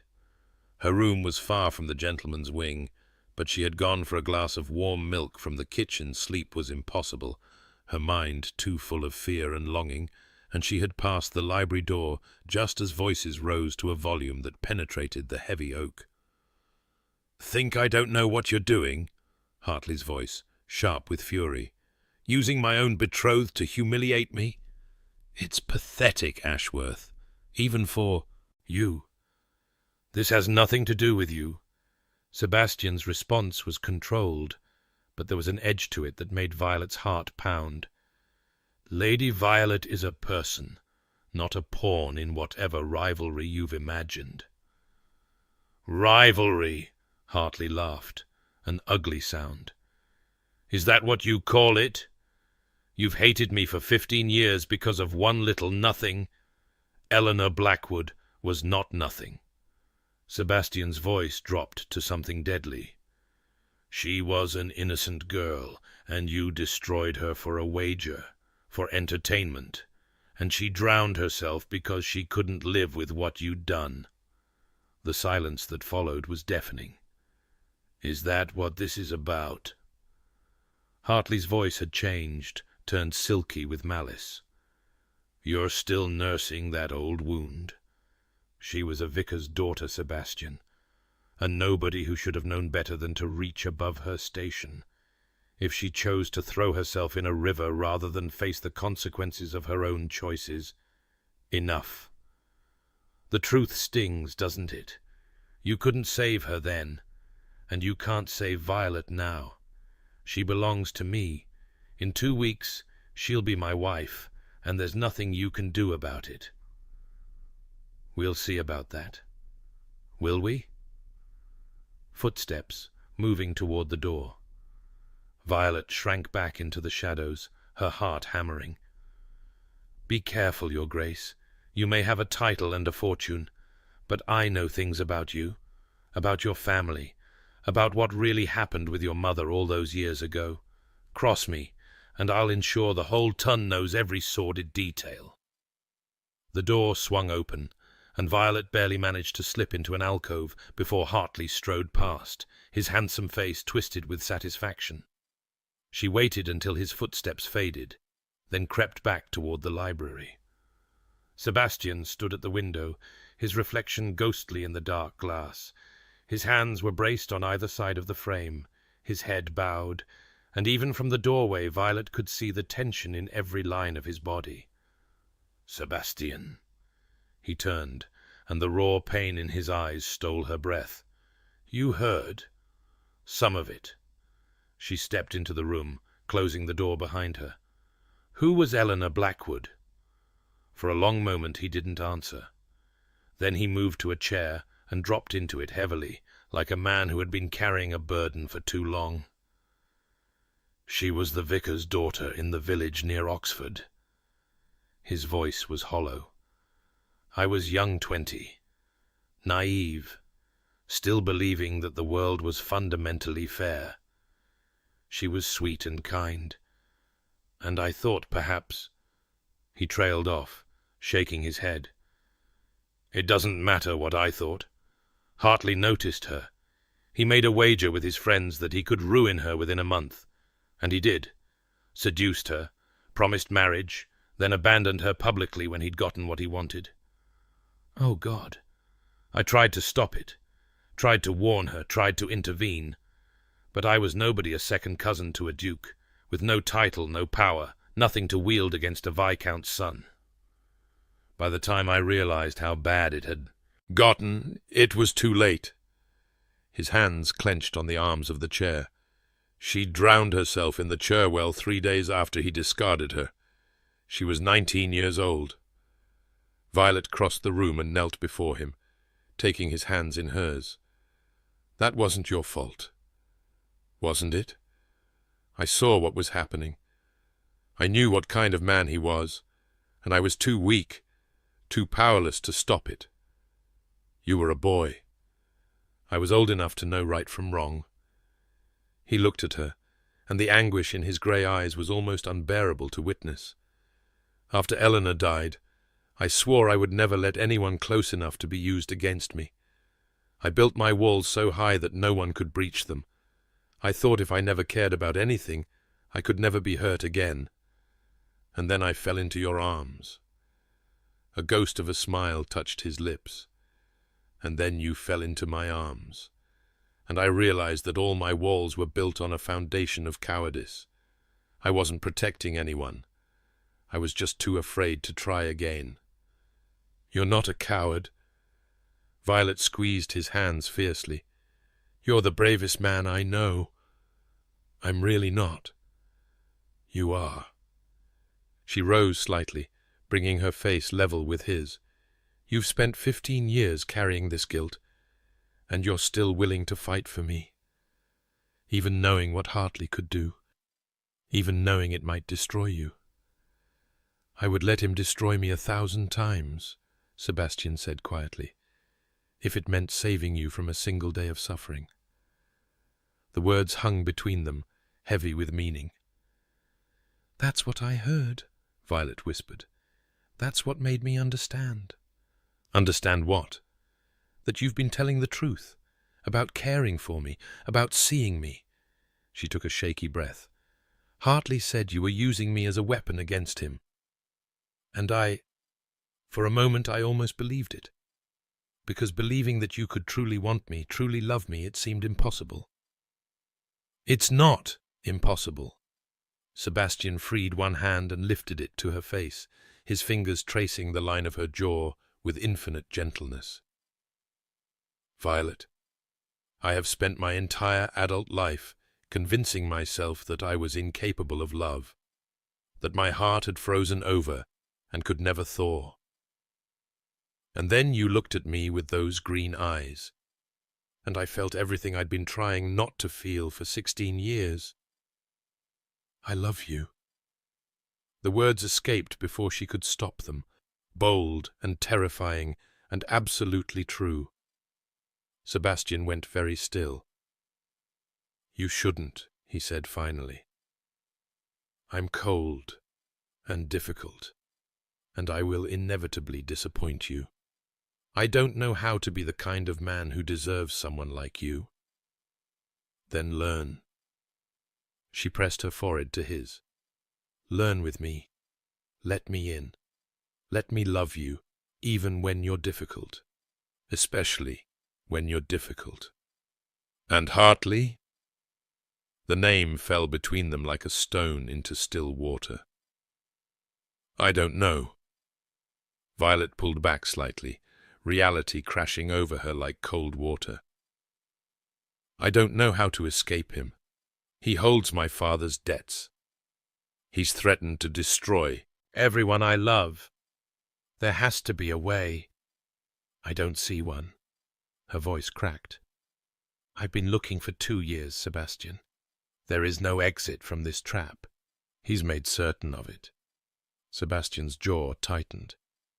Then we make our own exit. How? I don't know yet. He stood, drawing her up with him. But I will not let you marry that monster. Whatever it takes, whatever it costs, I will find a way to free you. And if you can't? The question hung in the air, unanswered and unanswerable. In the distance, a clock began to chime midnight. Violet listened to the toll of each hour, counting down the time she had left before her prison closed around her forever. 2 weeks, 14 days, and then she would belong to Hartley, and all the love in the world wouldn't be enough to save her. She left Rosewood Park the next morning. Hartley insisted, of course.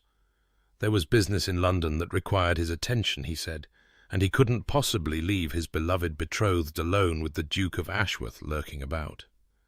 The words were pleasant, but the hand on her arm was a shackle, and Violet understood perfectly well that she was being taken prisoner. She managed one last look at Sebastian before the carriage pulled away. He stood on the steps of the manor house, Helena beside him, his face carved from stone.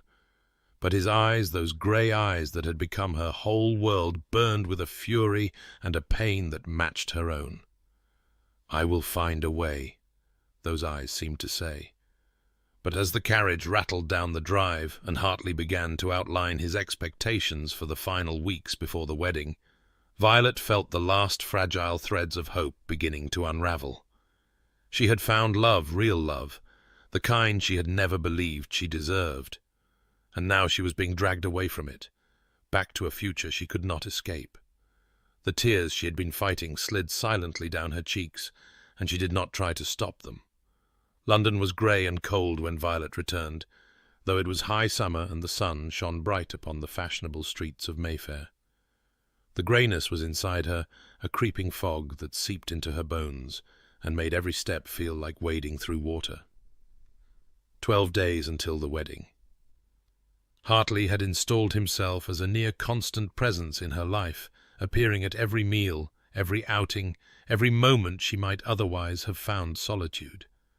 Her mother, delighted by such attentive devotion, encouraged it at every turn. "Such a romantic," she sighed over breakfast. "He simply cannot bear to be parted from you. You're so fortunate, my dear." Fortunate. The word tasted like poison on Violet's tongue.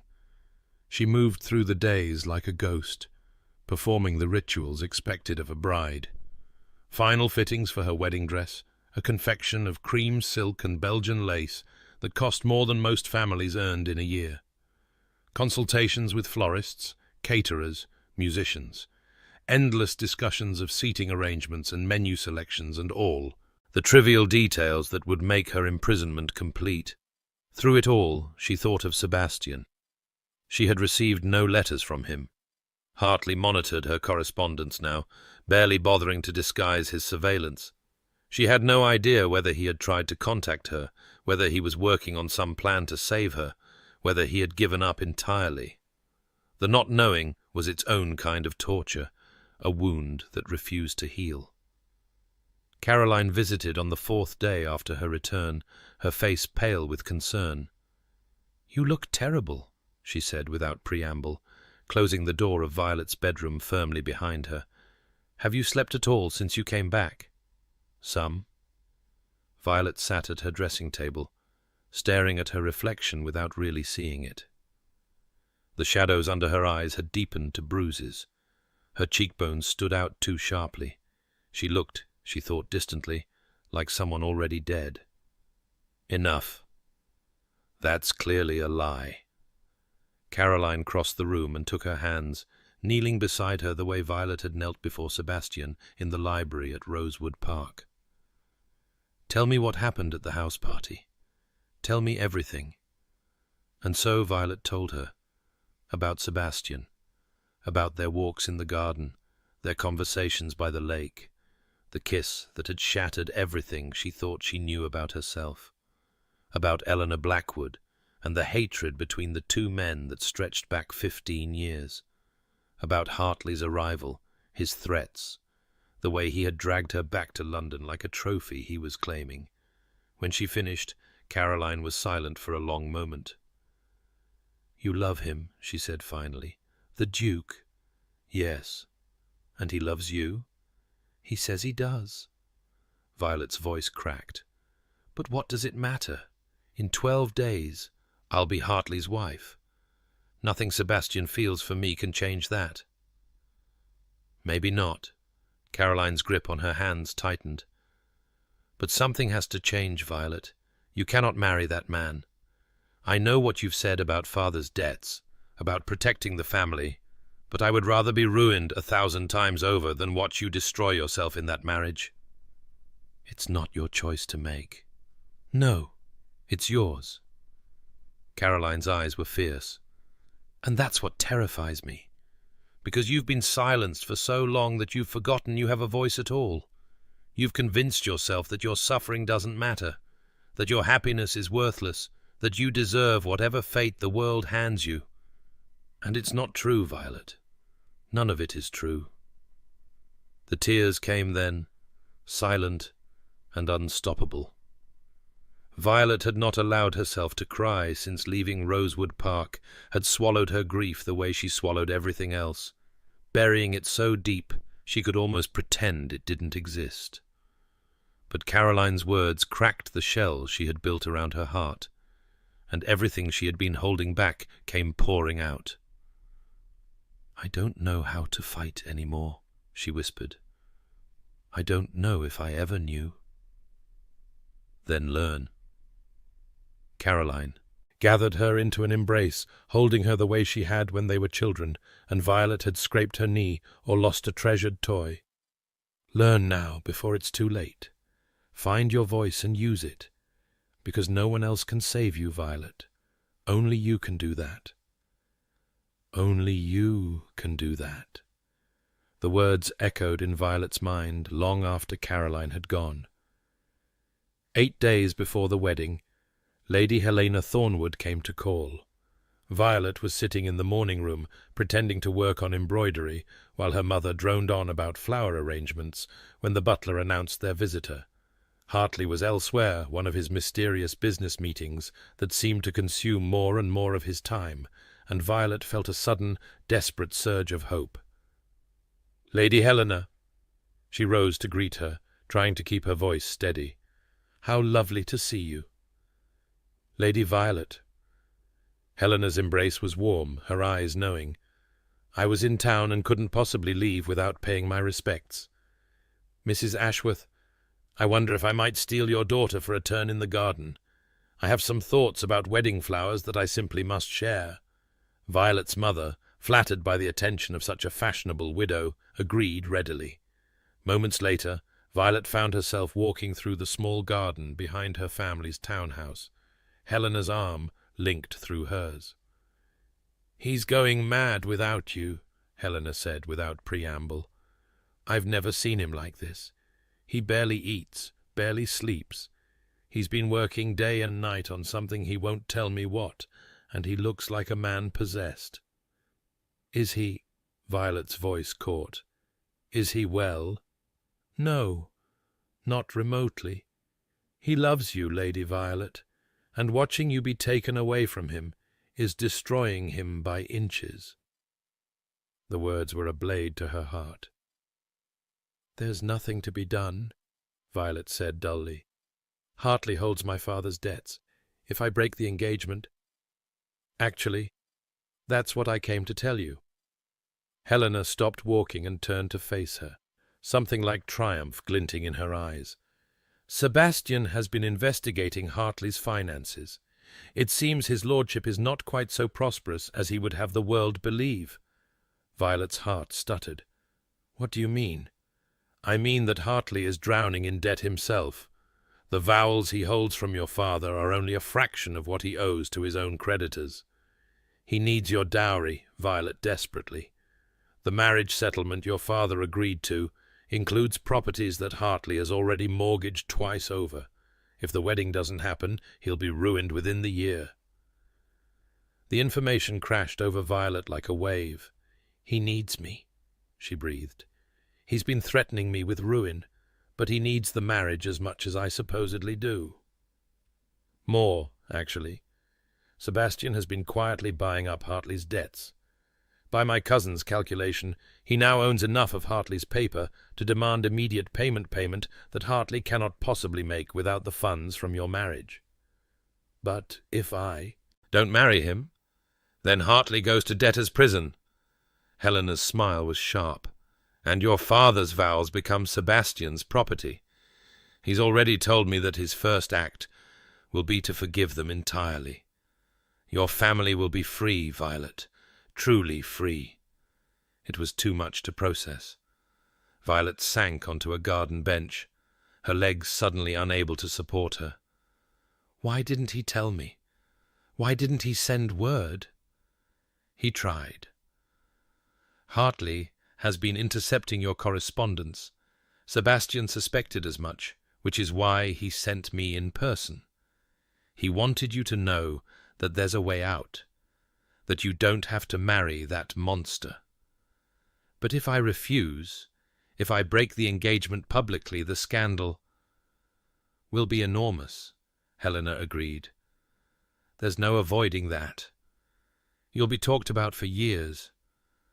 Society will have opinions. Some doors will close to you, at least temporarily. And Sebastian? What will happen to him? Sebastian doesn't care about any of that. He's been a social pariah by choice for years.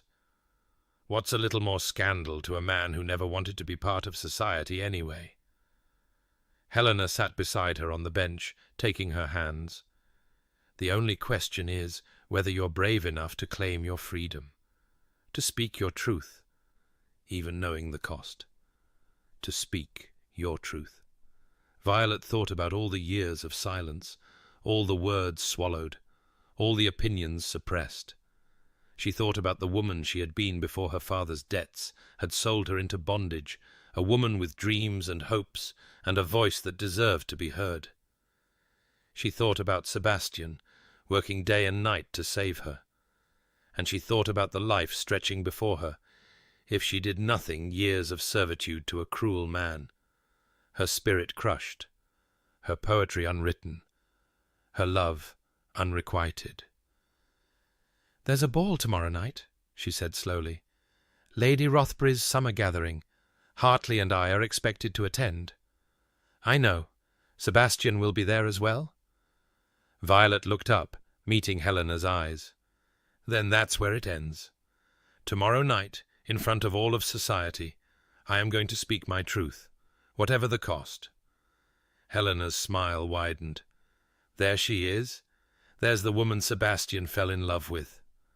For the first time in weeks, Violet felt something stir in her chest. Not hope, not quite, but something even more powerful. Determination. The night of Lady Rothbury's ball, Violet dressed with more care than she had taken with anything in months. She chose a gown of deep green silk that brought out the colour of her eyes, a gown Hartley hated because he said it made her look too bold, too noticeable. She wore her mother's emeralds, inherited from a grandmother who had scandalized society by marrying for love instead of money. She let her maid arrange her copper hair in an elaborate style that defied the severity Hartley preferred, and she studied her reflection in the mirror with something approaching recognition. This was who she was, not the pale, silent ghost Hartley had tried to make of her, but this woman fierce and frightened, and finally ready to fight. Her hands trembled as she pulled on her gloves, but her voice was steady when she descended the stairs and found Hartley waiting in the foyer. "You're wearing green." His displeasure was evident in the tightening of his jaw. "I've told you how I feel about that colour." "I know." Violet met his eyes without flinching. "I wanted to wear it anyway." Something flickered in his gaze, surprise perhaps, or the first warning of something darker. But they were not alone. Her mother hovered nearby, fussing with last-minute details, and Hartley could not express his displeasure openly. "We'll discuss this later," he said softly, taking her arm with the familiar bruising grip. "Yes," Violet agreed, "we will." The carriage ride to Lady Rothbury's was silent, tension crackling between them like lightning before a storm. Violet stared out the window at the lamplit streets and tried to calm her racing heart. She had no idea what she was going to say, no plan beyond the desperate knowledge that she had to speak, had to break the silence that had been strangling her for years. The ballroom was a crush of silk and jewels, hundreds of candles casting their golden light over the cream of London society. Lady Rothbury greeted them at the door with effusive warmth, complimenting Violet's gown, remarking on what a handsome couple they made. It was a stage, Violet realized, a stage where she had been performing her entire life, playing the role others had assigned her. Tonight, she would rewrite the script. She spotted Sebastian almost immediately. He stood near the far wall, dressed in severe black, his grey eyes sweeping the crowd with apparent disinterest. But when his gaze found hers, the indifference vanished.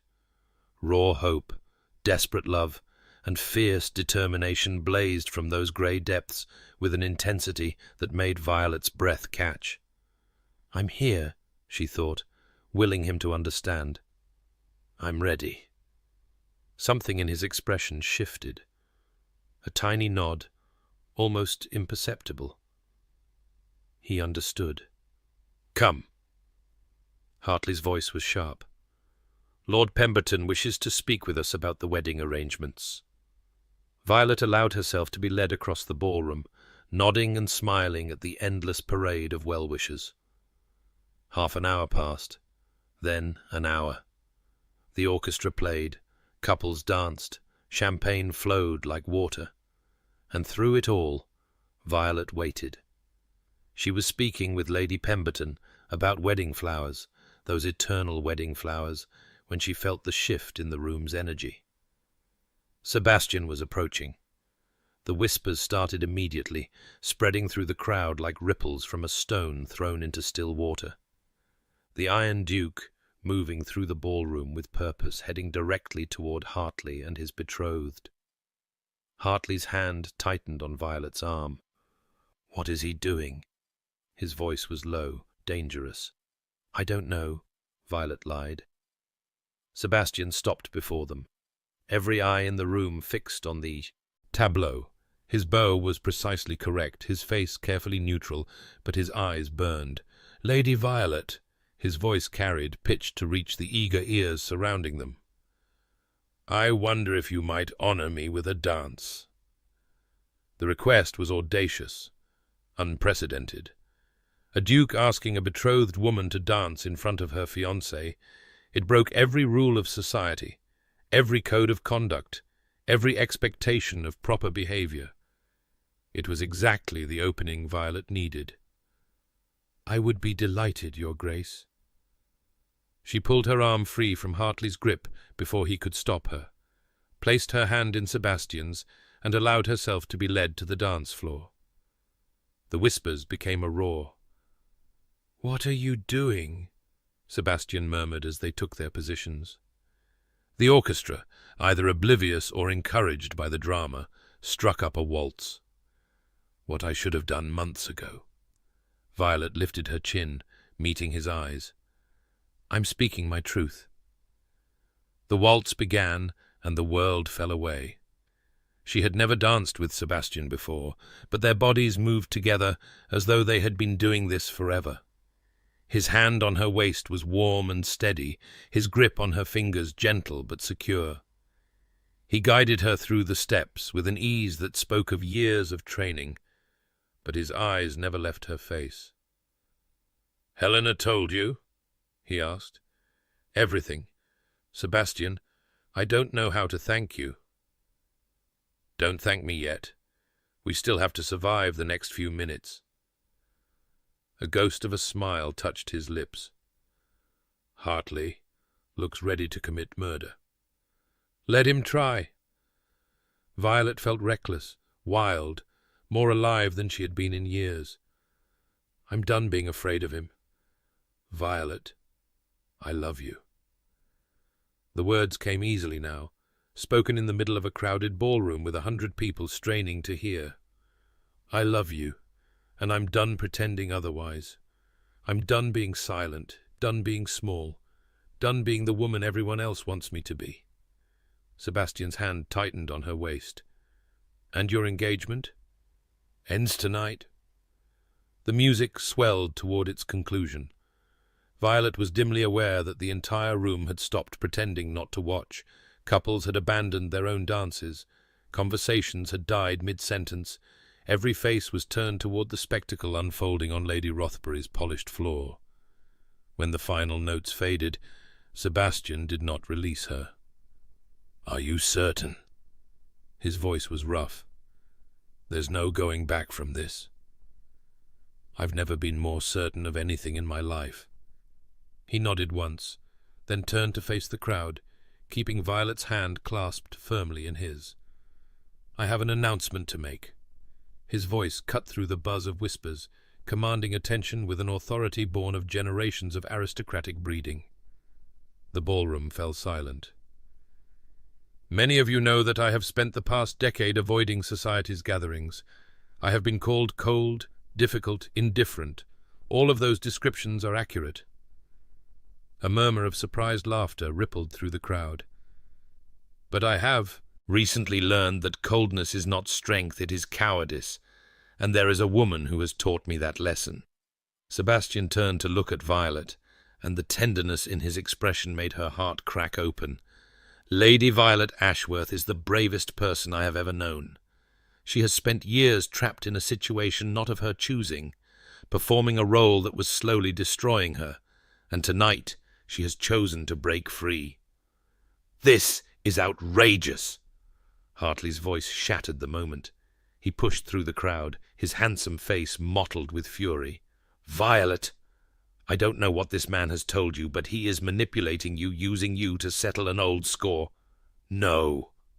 Violet's voice rang out clear and strong, surprising even herself. "You don't get to speak for me anymore, Edward. You don't get to tell me what I think, what I feel, what I believe. That ends now." The ballroom was utterly silent. "You are nothing without me." Hartley stepped closer, his voice dropping to a vicious hiss that still carried in the breathless quiet. "Your father's debts are no longer your concern." Sebastian's voice was ice. "I own them now, as I own your debts, Hartley. All of them." What little colour remained in Hartley's face drained away. "You're bluffing." "Am I?"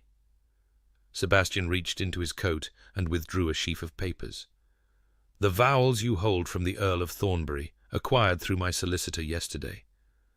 The mortgage on your country estate, which came due last month. The gambling debts from 5 different London clubs, purchased for pennies on the pound because your credit has become rather questionable." He smiled, and it was the coldest expression Violet had ever seen. "You have been threatening Lady Violet with ruin for months. How does it feel to face it yourself? You can't, you wouldn't." "I can, I would, I am." Sebastian stepped forward, putting himself between Hartley and Violet. "You have 2 choices. You will release Lady Violet from her engagement immediately and publicly, citing irreconcilable differences. You will never contact her or her family again. You will leave London by the end of the week and retire to whatever continental watering hole will have you. In exchange, I will give you 1 year to settle your affairs before I call in your debts." "And if I refuse?" "Then I call in every marker I hold tomorrow morning, and you spend the next decade in debtor's prison contemplating your choices." Sebastian's voice dropped to a whisper that was somehow more frightening than shouting. "I hear conditions there are quite unpleasant. Nothing like the life of luxury you've been pretending to afford." Hartley's face twisted with hatred. For a moment Violet genuinely feared he would launch himself at Sebastian, society be damned. The tension in the room was suffocating. Then, with a visible effort, Hartley mastered himself. "Fine. The word emerged through gritted teeth. "The engagement is off, but this isn't over, Ashworth. Not by a long shot." "Actually, it is." Violet stepped out from behind Sebastian, claiming her place at his side. "It's over, Edward. I'm done being afraid of you. I'm done letting you control me, and if you ever threaten me or my family again, I will personally ensure that every drawing-room in London knows exactly what kind of man you are." She held his gaze, refusing to look away, refusing to flinch. Something in Hartley's expression shifted surprise, perhaps, at the steel he had never suspected lay beneath her compliant surface. For a long moment no one moved. Then Hartley turned on his heel and strode from the ballroom, the crowd parting before him like the Red Sea. The silence held for another heartbeat. Then the whispers exploded. "Did you see? The Duke, of all people, her engagement, broken in public? Never witnessed anything so?" Violet heard none of it. She was looking at Sebastian, and Sebastian was looking at her, and everything else had ceased to matter. "You did it," he said softly. "You found your voice. I had help." She reached up, touching his face. "I had you, Violet." And then, in full view of London society, the Duke of Ashworth kissed her. The whispers became gasps. Somewhere a woman shrieked. Lady Rothbury might have fainted or cheered. It was impossible to tell. But Violet registered none of it. There was only Sebastian, his lips on hers, his arms around her, his heart beating against her chest. There was only this moment, this choice, this declaration that she was finally free. When they broke apart, both slightly breathless, the ballroom was in complete chaos. "We should probably leave," Sebastian said, a hint of that rusty laughter in his voice. "Probably?" Violet couldn't stop smiling. "I believe we've caused quite enough scandal for one evening." He took her hand and led her through the gaping crowd, and not a single person tried to stop them. The following weeks were a whirlwind. The scandal, as predicted, was immense. The gossip sheets devoted entire editions to dissecting what had happened at Lady Rothbury's ball. Some called Violet a shameless fortune hunter. Others called her a romantic heroine. Sebastian was alternately praised for his dramatic rescue and condemned for his interference in another man's engagement. Neither of them cared. Violet's father, once the initial shock had passed, proved surprisingly supportive. He had never liked. Hartley had agreed to the engagement only because he saw no other way to save his family, and the revelation of Sebastian's offer to forgive his debts left him nearly speechless with gratitude. "I don't deserve such generosity," he said to Sebastian when the Duke came to call formally.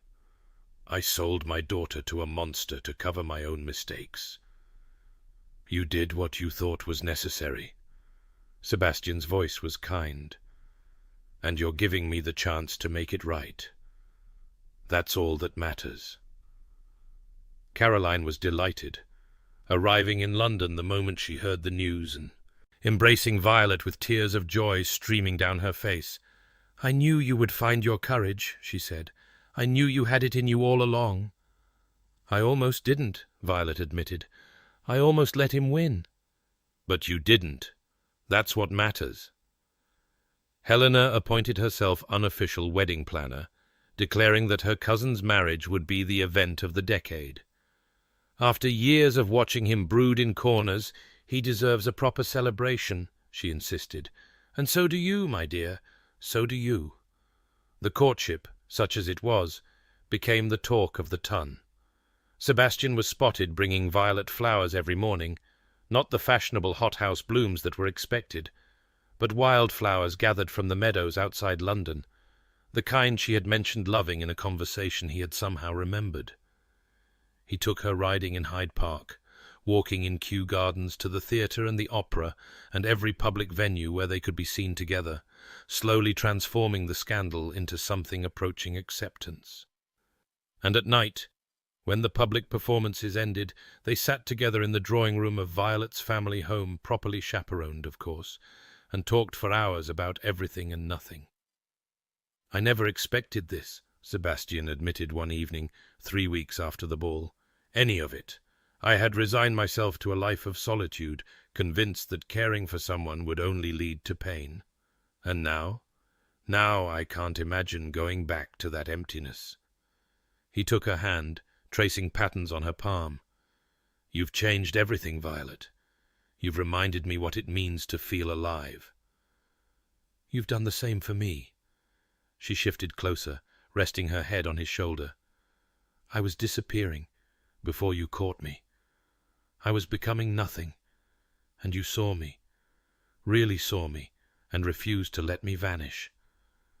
I will always see you." He pressed a kiss to her hair. "Even when you try to hide. Especially when you try to hide." The engagement was announced formally a month after the scandal, once the initial furor had died down to manageable levels. Sebastian proposed properly in the garden at Rosewood Park, where they had first walked together, with Helena hovering at a discreet distance to ensure propriety. He knelt in the grass, heedless of his immaculate trousers, and offered her not the family diamonds, those would come later, but a simple gold band set with a single emerald. "It matches your eyes," he said, "and it reminded me of that green dress, the one you wore to Lady Rothbury's ball, the one that made you look like yourself for the first time." Violet laughed through her tears. "You remembered that?" "I remember everything about you." He slid the ring onto her finger. "Marry me, Violet. Teach me how to be warm. Let me spend the rest of my life proving I deserve you." "You already deserve me." She pulled him to his feet and kissed him soundly. "But yes, I'll marry you. Yes to everything." The wedding took place in the autumn, when the leaves were turning gold and the air was crisp with the promise of change. It was held at Ashworth Castle, Sebastian's ancestral seat, which he had avoided for years because it reminded him too much of his cold, lonely childhood. But with Violet at his side, even that gloomy pile of stone seemed to glow with warmth. The ceremony was small by aristocratic standards, attended only by those who truly mattered. Violet's family, Sebastian's aunt and cousin, a handful of genuine friends. No society acquaintances, no political alliances, no one who was there merely to see and be seen. When Violet walked down the aisle on her father's arm, wearing a simple cream gown with her grandmother's emeralds, Sebastian's eyes filled with tears. "You're beautiful," he whispered as she reached his side. "So are you." She took his hand. "Shall we do this?" "There's nothing I want more." The vows they exchanged were traditional, but the look in their eyes spoke of promises far deeper than any words could capture. To love, to cherish, to honor, but also to see, to hear, to never let the other disappear. When the minister pronounced them husband and wife, and Sebastian kissed her for the first time as his duchess, Violet felt something inside her shift and settle into place. She was home. 8 years later, the sound of children's laughter echoed through the halls of Ashworth Castle, punctuated by the frantic barking of 2 very enthusiastic spaniels and the exasperated calls of a nursemaid who had clearly given up any pretense of control. Violet looked up from her writing desk, a smile tugging at her lips. "I believe our offspring are attempting to murder the dogs," she remarked to her husband, who stood at the window watching the chaos unfold in the garden below. "The dogs seem to be enjoying it." Sebastian turned, and the love in his grey eyes, still grey, still intense, but now warm where once they had been cold, made her heart skip as it had from the very first moment. though I suspect Nurse Peters is contemplating a change of profession. Can you blame her? 3 children under the age of 7 would try anyone's patience. 4. Soon. Sebastian crossed to her desk and pressed a kiss to the top of her head, one hand coming to rest on the gentle swell of her belly. Are you feeling well? You shouldn't be working so hard. I feel wonderful. Violet set down her pen and leaned back into his embrace. And the publisher is expecting the manuscript by Christmas. I refuse to let a minor inconvenience like pregnancy delay me.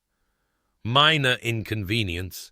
Sebastian laughed a real laugh, warm and easy, nothing like the rusty sound that had escaped him in those early days. You are the most stubborn woman I have ever known. You love me for it. I do. God help me, I absolutely do. Through the window Violet could see their children, James, 7, with his father's dark hair and serious grey eyes, Catherine, 5, copper-haired and freckled, already showing the fierce determination that Violet recognized as her own, and little Rose, barely 3, toddling after her siblings with cheerful disregard for her own limitations. They were wild, these children of theirs. Wild and loud and occasionally completely impossible. They had transformed Ashworth Castle from a cold mausoleum into a home full of noise and mess and joy. Sebastian had been terrified that first year of marriage, terrified that he wouldn't know how to be a father, that his own cold upbringing had broken something essential in him, that he would damage his children the way his parents had damaged him. Violet had held his hand through every fear. "You are not your father," she had told him on the night James was born, as Sebastian held his tiny son with hands that trembled. "You never will be, because you care whether you hurt him. That caring is everything." He had learned slowly to trust himself, to be warm when warmth was needed, to be steady when steadiness was required. To show his children what he had never been shown, that love was not weakness, that vulnerability was not destruction, that feeling everything was better than feeling nothing. And Violet had learned too. She had learned to speak her truth even when it was difficult. She had learned that her voice had power, that her words mattered, that she was worth fighting for. The poetry she had hidden for so many years was now published under her own name, the Duchess of Ashworth, writing verse about love and loss and the courage required to choose happiness. Some in society still whispered about the scandal that had brought them together. Let them whisper, Violet thought. Their whispers could not touch her here, in this castle full of chaos and laughter and love. "Do you remember," Sebastian said softly, "the night I caught you at the Duchess of Richmond's ball? How could I forget? It was the most humiliating moment of my life. It was the best moment of mine." He turned her chair so she faced him, kneeling beside her the way he had on the day he proposed. "I had spent so many years being numb, being cold, being nothing, and then you fell into my arms, and everything changed. I fainted, Sebastian. It was hardly romantic. It was exactly romantic." He took her hands, raising them to his lips. "You fell into the wrong arms, and somehow they turned out to be exactly right." Violet felt the tears pricking at her eyes. Pregnancy made her emotional. She would blame it on that, and leaned forward to rest her forehead against his. "I love you," she said. "I know I say it every day, but I don't think I'll ever tire of saying it." "I hope not. I certainly won't tire of hearing it." From the garden, a shriek of childish delight pierced the air, followed by an almighty splash. "Someone has found the ornamental pond," Sebastian observed. "Should we intervene?" "Probably, but I find I'm quite comfortable here." Violet laughed, and the sound was full and free, and everything she had once been afraid she would never feel.